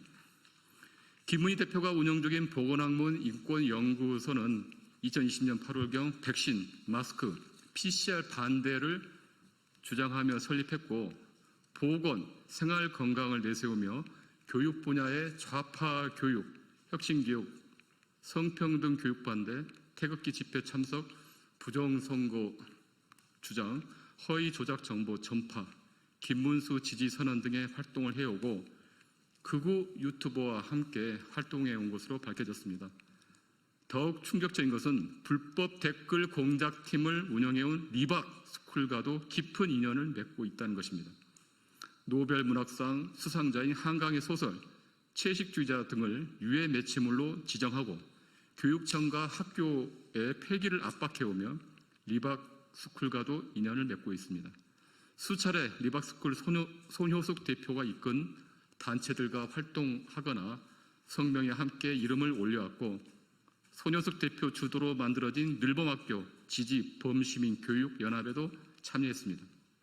더불어 자유 대한민국 건국 정신 바로 세우기 운동을 선포한다며 열린 이승만 건국 대통령 6.3 정읍선언 78주년 기념 행사에 참여 단체로 리박스쿨과 보건학문 인권연구소가 나란히 이름을 올리기도 했습니다. 우리 위원회는 해당 사건을 면밀히 대응하여 불법 댓글 공작부터 불법 현수막까지 끝을 알 수 없는 불법 행위에 연골고리대에 대응하도록 하겠습니다. 네, 다음으로 대선 불법 현수막 대응 특별위원회 활동 계획에 관해서 말씀드리겠습니다. 첫 번째, 현수막 정당에 대한 검증 및 관련법 개정입니다. JTBC 보도에 따르면 내일로 미래로 당은 타 사무실 주소를 빌려 선관위에 등록하고 현수막 개천만을 주 활동으로 하고 있습니다. 당대표가 이를 새로운 트렌드라며 자랑까지 하는 실정입니다. 강력한 법적, 정치적 조치가 필요하기에 우리 위원회는 정당법 적용 범위를 확대하고 현수막 정당의 폐단을 차단할 근본적 대안을 마련하겠습니다. 더불어 중앙선거관리위원회에 신고한 불법 정치자금건에 대한 조속한 수사를 촉구합니다. 두 번째, 선거관리위원회의 역할 강화 방안입니다. 국민소통위원회는 중앙선거관리위원회에 이재명 대통령 얼굴을 시진핑 주석과 AI로 합성한 허위 조작 정보 현수막에 대해 공직선거법 위반과 AI 생성형 이미지 관련에 대한 유권 해석을 요청했지만 정당법 제37조에 따른 통상적인 정당 활동으로서 제한할 수 없다는 답변만을 받았습니다. 중앙선거관리위원회는 표현의 자유를 보장하는 법조항과 현행 공직선거법으로는 제재할 근거가 부족하다는 입장을 밝혔습니다. 우리 위원회는 중앙선거관리위원회가 실효성 있고 책임 있는 대안을 가질 수 있도록 방안을 마련할 것입니다. 선관위는 부정선거 허위조작 정보 대응에 있어서 직접적인 연관이 있는 위원회인 만큼 적극적인 기조로 대응해 줄 것을 요청합니다. 세 번째, 법률 및 제도 개선입니다. 근본적인 문제 해결을 위해 법률 및 제도 개선 방안을 마련할 것입니다. 김병기 원내대표와 허철훈 중앙선거관리위원회 사무총장과 면담을 통해 선관위의 대응 방안 마련을 요청하였고 허위 선동 표현물에 대한 명확한 판단 기준 마련과 함께 철거 권한 및 실효적 제재 수단 확보를 위한 법령 개정 등이 시급하다는 점을 강조하였습니다. 법령 개정 등을 위한 전문가 토론회를 개최해 구체적이고 실효성 있는 법령의 기틀을 마련할 것입니다. 대선 불복 현수막 대응 특별위원회는 불법 현수막의 근절을 위해 법률 및 제도 개선안을 마련하는 데 노력하겠습니다. 다음으로 강원모 변호사께서 향후 법적 대응과 관련해서 간략히 말씀하겠습니다. 네, 반갑습니다. 저는 국회 교육위원회 소속 더불어민주당 고민정 의원입니다. 더 이상 이 극우화의 확산을 막아야 한다는 생각이 굉장히 강하게 들었습니다. 특히나 교실의 극우화 현상이 갈수록 심각해지고 있다는 점을 여러 뉴스와 언론 또 주변 상황들을 보시면서 많은 국민들께서 공감하시리라 생각이 듭니다. 그래서 저는 교실 극우화 방지 3법을 발의하게 됐음을 말씀드립니다. 준비한 원고를 읽겠습니다. 안녕하십니까. 저는 국회 교육위원회 소속 더불어민주당 고민정 의원입니다. 최근 극우 이념의 교실 침투에 대한 사회적 우려가 커지고 있고 곳곳에서 경고등이 켜지고 있습니다. 리박스쿨 사건이 대표적입니다. 극우적 역사관으로 무장한 리박스쿨은 극우 전사 양성을 목표로 교실에까지 침투해 충격을 준 바 있습니다. 5.18을 폄훼하고 전두환의 명예회복을 주장한 이들은 수년간 초등학생과 청년들을 대상으로 극우 세력을 양성하기 위해 대단히 조직적인 사업을 벌여왔습니다. 그러면서 늘봄 교육에까지 손을 뻗쳐 공교육을 극우 세력 양성의 발판으로 삼으려 했습니다. 10대 청소년들이 이념적으로 편향된 극우 유튜버에 노출되면서 역사나 사회 문제를 균형 있게 이해하지 못하는 문제도 발생하고 있습니다. 일각에서는 전직 대통령을 조롱하고 외국인 노동자와 장애인 등 사회적 약자에 대한 혐오를 놀이처럼 소비하는 일도 벌어지고 있습니다. 우리 눈앞에 경고등을 직시하고 해법을 마련해야 합니다. 대한민국의 미래인 아이들이 잘못된 역사관과 혐오적 인식에 노출되는 환경을 그대로 둬서는 안 됩니다. 균형적이고 비판적인 시각으로 스스로 생각하며 올바로 성장할 수 있도록 해야 합니다. 이를 위해 교실 극우화 방지 3법을 마련했습니다. 첫째, 교원의 정치기본권 보장 입법입니다. 극우 인식의 교실 침투를 막을 수 있는 첫 번째 방파제는 바로 교사들입니다. 아이들이 무비판적으로 유튜브를 통해 잘못된 생각에 물들 때 이를 가장 잘 아는 사람도 바로잡아줄 수 있는 사람도 선생님이기 때문입니다. 교원 정치기본권 보장은 교실에서의 민주시민 교육을 강화하는 토대가 될 것입니다. 현재 국회에서는 다수의 교원 정치기본권 보장 입법이 발의되어 있습니다. 그러나 정치기본권 전면 보장에 대해서는 교육의 정치 중립성 훼손에 대한 우려가 있는 것도 사실입니다. 이에 교원이 정당의 당원이 될 수 있도록 하되 당직자가 되거나 근무 시간에 교육 중립성을 훼손하는 행위는 제한하고 교원이 교육 정책에 직접 영향을 미칠 수 있는 교육감 선거에 출마할 수 있도록 하되 국회의원 선거나 지자체 선거 등 다른 공직선거는 제한하는 내용의 개정안을 준비해 발의했습니다. 교육의 정치 중립성 훼손에 대한 우려는 해소하면서 교육기본법에서 밝히고 있는 교육의 목표인 민주시민 양성에 밑도를 놓는 의미 있는 진전이 될 것입니다. 둘째, 학교에서의 디지털 미디어 문해교육 강화 입법입니다. 학생들이 일상에서 접하고 있는 유튜브, 인스타그램 등 SNS에는 가짜뉴스 등 허위 정보가 포함된 콘텐츠가 무작위로 확산되고 있습니다. 학생들이 가짜뉴스 등 왜곡된 정보에 무분별하게 노출되면서 비판 없이 그대로 받아들일 가능성도 높아지고 있습니다. 문해력은 모든 학습의 기초 체력입니다. 아이들이 스스로 사고하고 판단하면서 올바름을 가릴 수 있는 눈을 기를 수 있도록 해야 합니다. 이에 교육부 장관이 디지털 미디어 문해교육 기본계획을 5년마다 수립 시행하도록 하고 국가와 지자체가 인력과 예산 등 행정적, 재정적 지원 방안을 마련하도록 해 공교육에서의 디지털 문해교육을 체계적으로 강화할 수 있도록 디지털 기반 원격 교육 활성화 기본법 개정안을 발의했습니다. 마지막으로 가짜뉴스 극우 유튜브 제재 강화 입법입니다.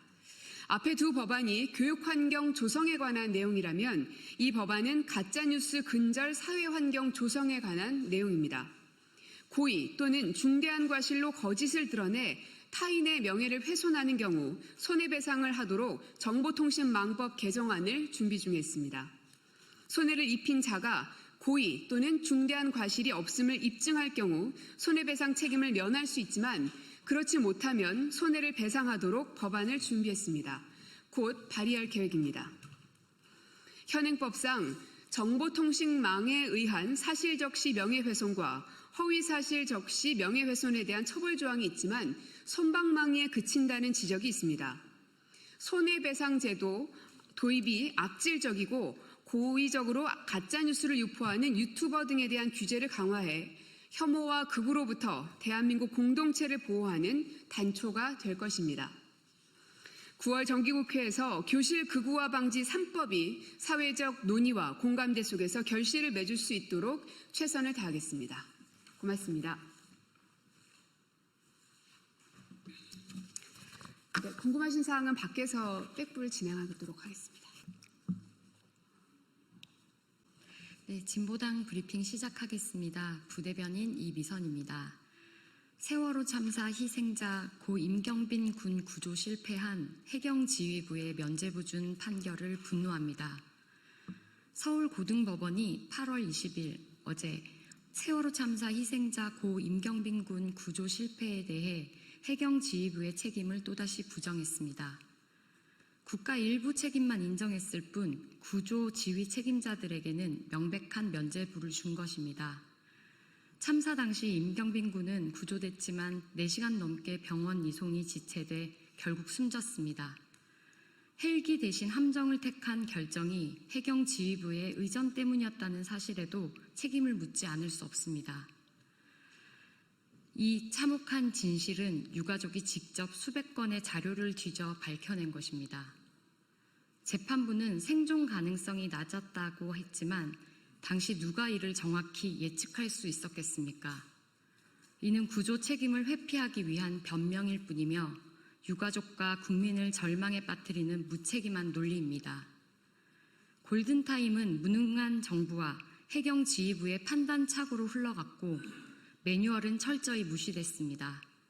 그러나 법원은 이를 중대한 과실로 인정하지 않았고 현장 구조자에 대해 책임을 묻지 않는 잘못된 선례를 남겼습니다.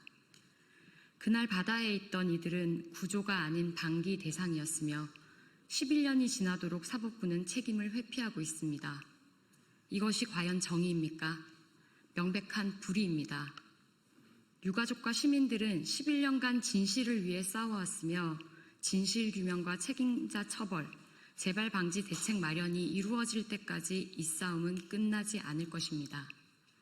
국민 생명을 외면한 구조 방기에 대해 누구도 예외 없이 끝까지 책임져야 합니다. 그렇지 않으면 참사는 반드시 반복될 것입니다. 두 번째 브리핑 드리겠습니다. 공영방송 정상화의 시작, 방문진법 개정안 통과를 환영합니다. 방통위 전면 개혁도 중요합니다. 언론의 자유를 지키기 위해 부당한 권력에 맞서 싸웠던 고 이용마 MBC 기자의 6주기인 오늘 정치권의 방송 개입을 최소화하고 공영방송 독립성을 강화하는 방송문화진흥회법 개정안이 마침내 국회 본회의를 통과했습니다. 이는 공영방송을 국민의 품으로 돌려놓기 위한 중대한 언론개혁의 이정표이자 수많은 언론인과 시민사회에 염원이 반영된 결과입니다. 하지만 언론개혁은 방송법 개정만으로는 완성되지 않습니다.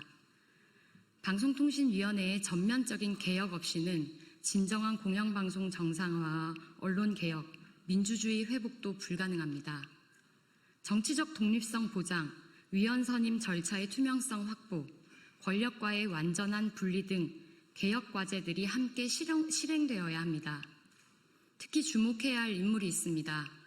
내란숙의 윤석열이 임명한 이진숙 방송통신위원장입니다. 그는 공영방송 독립성 수호는커녕 내란 정권 입맛에 맞는 인사를 강행하며 공영방송을 권력의 도구로 전락시켰습니다.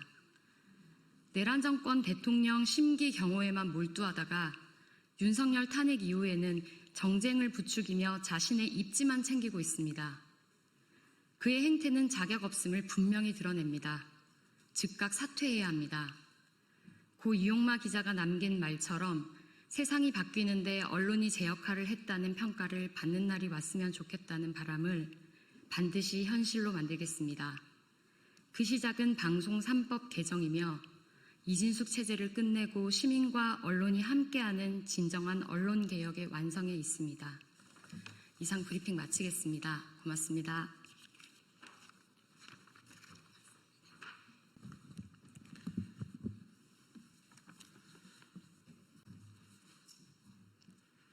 국방부는 민주주의와 헌법소 특별정신 교육을 전면 재검토하라.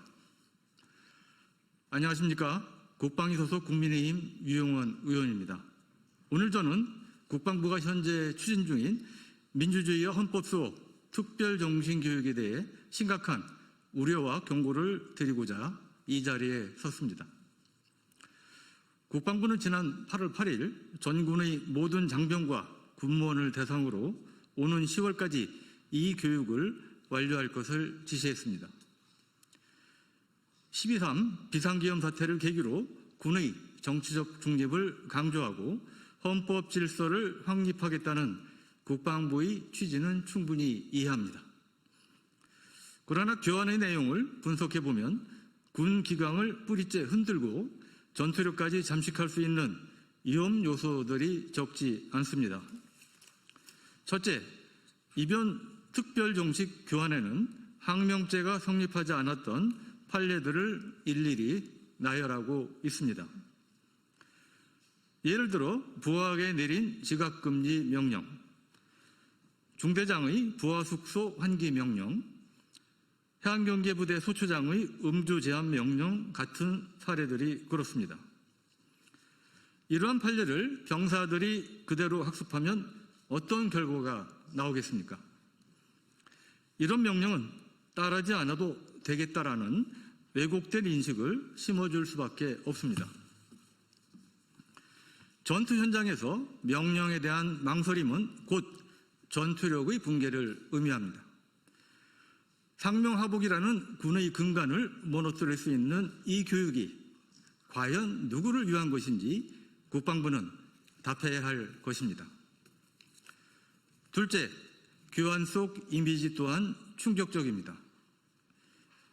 군인이 수갑을 찬 듯한 사파가 포함되어 있는데 이는 우리 군의 명예를 훼손하고 장병들에게 스스로 범죄자라는 낙인을 찍는 행위나 다름없습니다. 자긍심과 사기를 꺾는 이런 자료를 정신교육에 집어넣는다는 것은 군 스스로 자신을 부정하는 결과를 낳을 것입니다. 셋째, 교육 대상 설정 자체가 비상식적입니다. 명령의 적법성을 따지고 그 책임을 지는 주체는 지휘관입니다. 따라서 이 교육은 장성단과 장교단 등 지휘 계층부터 선행돼야 합니다. 그런데 국방부는 신병은 물론 간부 후보생 등 전 장병과 국무원을 모두 포함해 교육 대상으로 삼았습니다. 이는 곧 지휘 복종 체계를 뒤흔들고 책임을 병사들에게 떠넘기는 결과를 초래할 수 있습니다. 넷째, 이 중대한 교육을 법률 전문성이 부족한 정훈계통에 전적으로 위임했습니다. 교환 작성, 세부계획 수립, 교관 임무까지 몽땅 정훈 장교에게 떠넘겼습니다. 군에서 정훈 장교들은 헌법이나 법률 전문가가 아닙니다. 그 결과 교육 메시지는 왜곡되고 장병들에게는 부정확하고 불완전한 방식으로 전달될 가능성이 큽니다. 국방위 소속 의원으로서 간곡히 호소합니다. 우리 군의 정신교육은 장병들이 우리 적은 누구인지 명확히 인식하고 유사시 싸워 이길 수 있는 강한 자신감을 심어주는 방향으로 추진돼야 합니다. 그러나 이번 교환은 오히려 군 기강을 와해하고 전투력을 무너뜨릴 수 있는 방향으로 설계되어 있습니다. 이것은 교육이 아니라 안보를 이해하는 명백한 자해 행위입니다. 국방부는 즉시 이번 특별정신교육의 교환, 교육 대상, 교관 편성을 전면 재검토해야 합니다. 그리고 무엇보다 지휘관부터 올바른 교육을 받고 책임을 다하는 구조로 다시 설계해야 할 것입니다. 군은 국가안보의 최후 보루입니다. 장병들이 혼란에 빠지고 지휘체계가 무너지는 사태는 결코 용납될 수 없습니다. 저는 국방부가 국가안보와 군의 명예를 위해 이 교육을 전면 재검토하고 장병들이 사기와 전투력을 높이는 방향으로 정신교육을 재정립해 주실 것을 안규백 국방장관께 강력히 촉구합니다. 2025년 8월 21일 국민의힘 국회의원 유영원.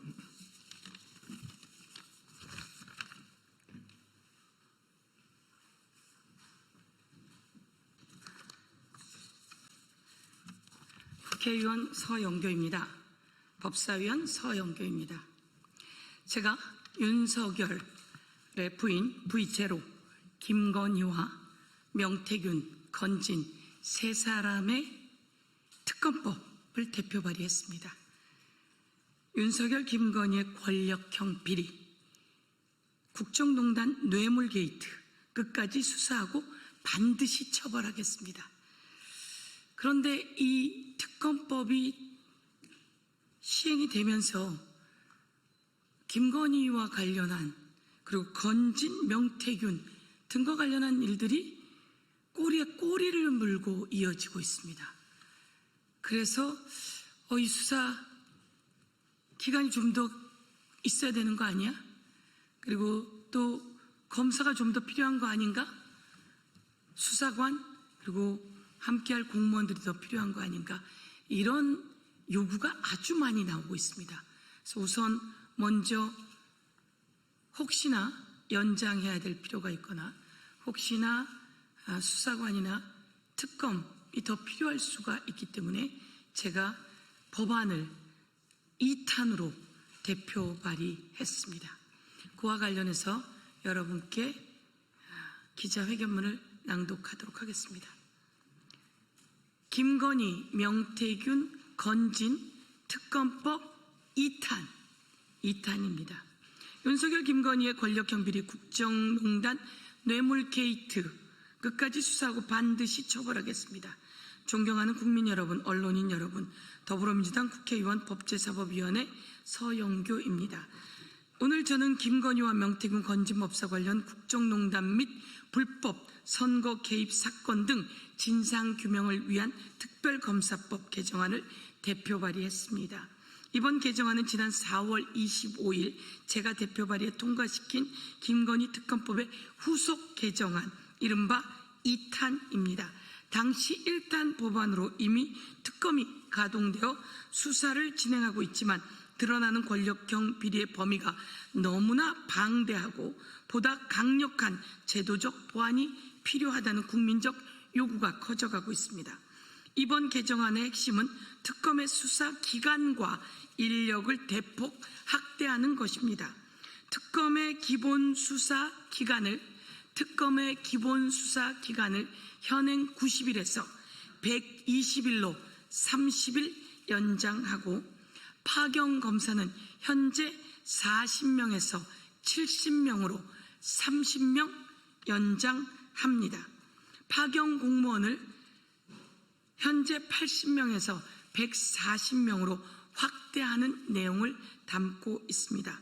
다시 한번 말씀드리면 수사 기간은 현행 90일이었던 것을 120일로 30일 연장하고 파견 검사를 40명에서 70명으로 30명 확대하고 파견 공무원은 파견 검사 1명당 2명씩 해서 현재 80명에서 140명으로 60명 확대하는 내용입니다.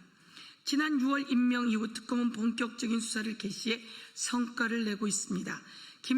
김건희, 윤석열 일가와 측근의 비위가 그런데 꼬리에 꼬리를 물고 이어져 새로운 범죄 혐의들이 속속 드러나고 있습니다. 현재 인력과 기간만으로는 감당하기가 어려운 상황입니다. 검찰이 수사하고 있는 집사 게이트, 당사자 김예성은 해외에서 체류하면서 소환이 늦어졌고 도이치모터스, 웰바이오텍 주가 조작 사건도 난항을 겪고 있습니다. 특히 웰바이오텍 400억 원대의 차익 의혹의 몸통으로 지목되고 있는 이기훈은 현재 소재조차 파악되지 않고 있어 수배 중인 상황까지 되어 수사가 지연되고 있습니다. 더 큰 문제는 핵심 몸통들이 수사의 피와 진술 거부입니다. 윤석열은 속옷바람으로 구치소에서 안 나오겠다고 버티며 특검 조사에 불응하고 있고, 김건희는 잦은 진술 회피로 수사를 지연하고 있습니다. 권력형 비리 범죄의 특성상 증거인멸과 수사 회피는 끊임없이 반복되고 있습니다. 특검이 충분한 기간과 인력을 갖추지 못한다면 철저한 진상규명과 책임자 처벌을 완수하기 어렵습니다. 제대로 수사했어야 할 검찰은 김건희의 도이치모터스 주가 조작에 무혐의를 줬고, 건진법당에서 나온 한국은행 관봉권 띠지와 스티커를 폐기하는 지경에 이르렀습니다. 서희건설이 전달한 6천만 원 목걸이, 로봇계 업체 대표가 사줬다는 5천만 원대 명품 시계, 뇌물 의혹이 끝도 없이 새롭게 나오고 있습니다.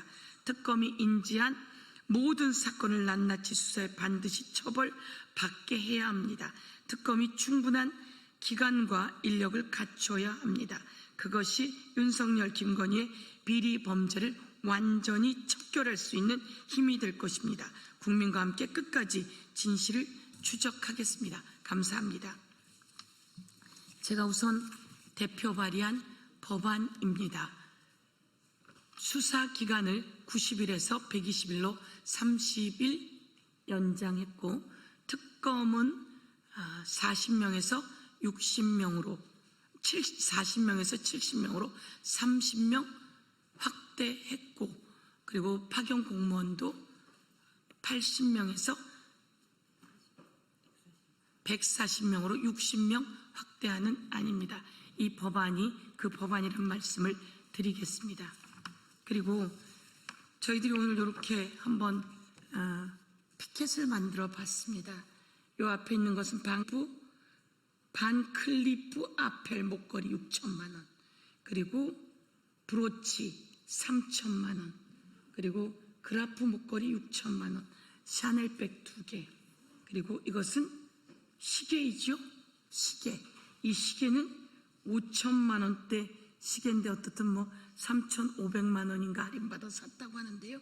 이렇게 엄청난 물건들이 어디로 갔는지 사라져가고 있는데, 이에 대해서 철저히 압수해내고 수사하는 것들이 필요합니다. 그리고 가장 획기적인 것은 바로 이겁니다. 건진법사에게서 나온 관봉이 쳐진 5천만 원짜리 돈다발. 이 돈다발을 검사가 돈을 세다가 이 관봉 스티커와 띠지를 잃어버렸답니다. 뭔 거짓말입니까? 그 수사관, 그 검사들은 모두 다 잡아서 처벌해야 합니다. 검사가 수사하라고 했더니 증거를 은폐하고 조작하고 있습니다. 관봉권 띠지에는 이렇게 바코드도 있고 검수관 도장까지 다 있습니다. 그런데 이게 500만 원마다 띠지가 있습니다. 5천만 원이면 띠지가 10개인데요. 그 10개의 띠지를 우연히 잃어버린다고요? 말이 되지 않습니다. 그 띠지를 다 폐기해서 증거를 인멸시켰습니다. 그 증거를 인멸시킨 검사와 수사관 등이 어떻게 연결되어 있는지, 그때 수사지검이 남부지검이라고 하죠. 남부지검의 검사장이 신응석이라고 합니다. 이와 관련해서 철저한 수사가 또 필요합니다. 꼬리에 꼬리를 물고 있어서 저희들이 오늘은 특검의 수사기간을 연장하고 특검 파견 검사를 확대하고 파견 공무원을 확대하는 안을 냈다라는 말씀을 드리면서, 필요하면 빠르게 국회에서 통과시키고, 그렇지 않다면 이 상황이 급하게 이 법안이 필요하다면 또 그렇게 통과시킬 것입니다. 수사하는 과정 속에서 이 법안의 통과가 크게 필요하지 않다면 또한 발의해 놓는 것으로 의미를 두게 될 것이나, 지금 상황으로는 이 법안의 통과가 급하게 필요하다, 이런 상황이라고 보고 드리겠습니다. 이상으로 인사드리겠습니다. 감사합니다.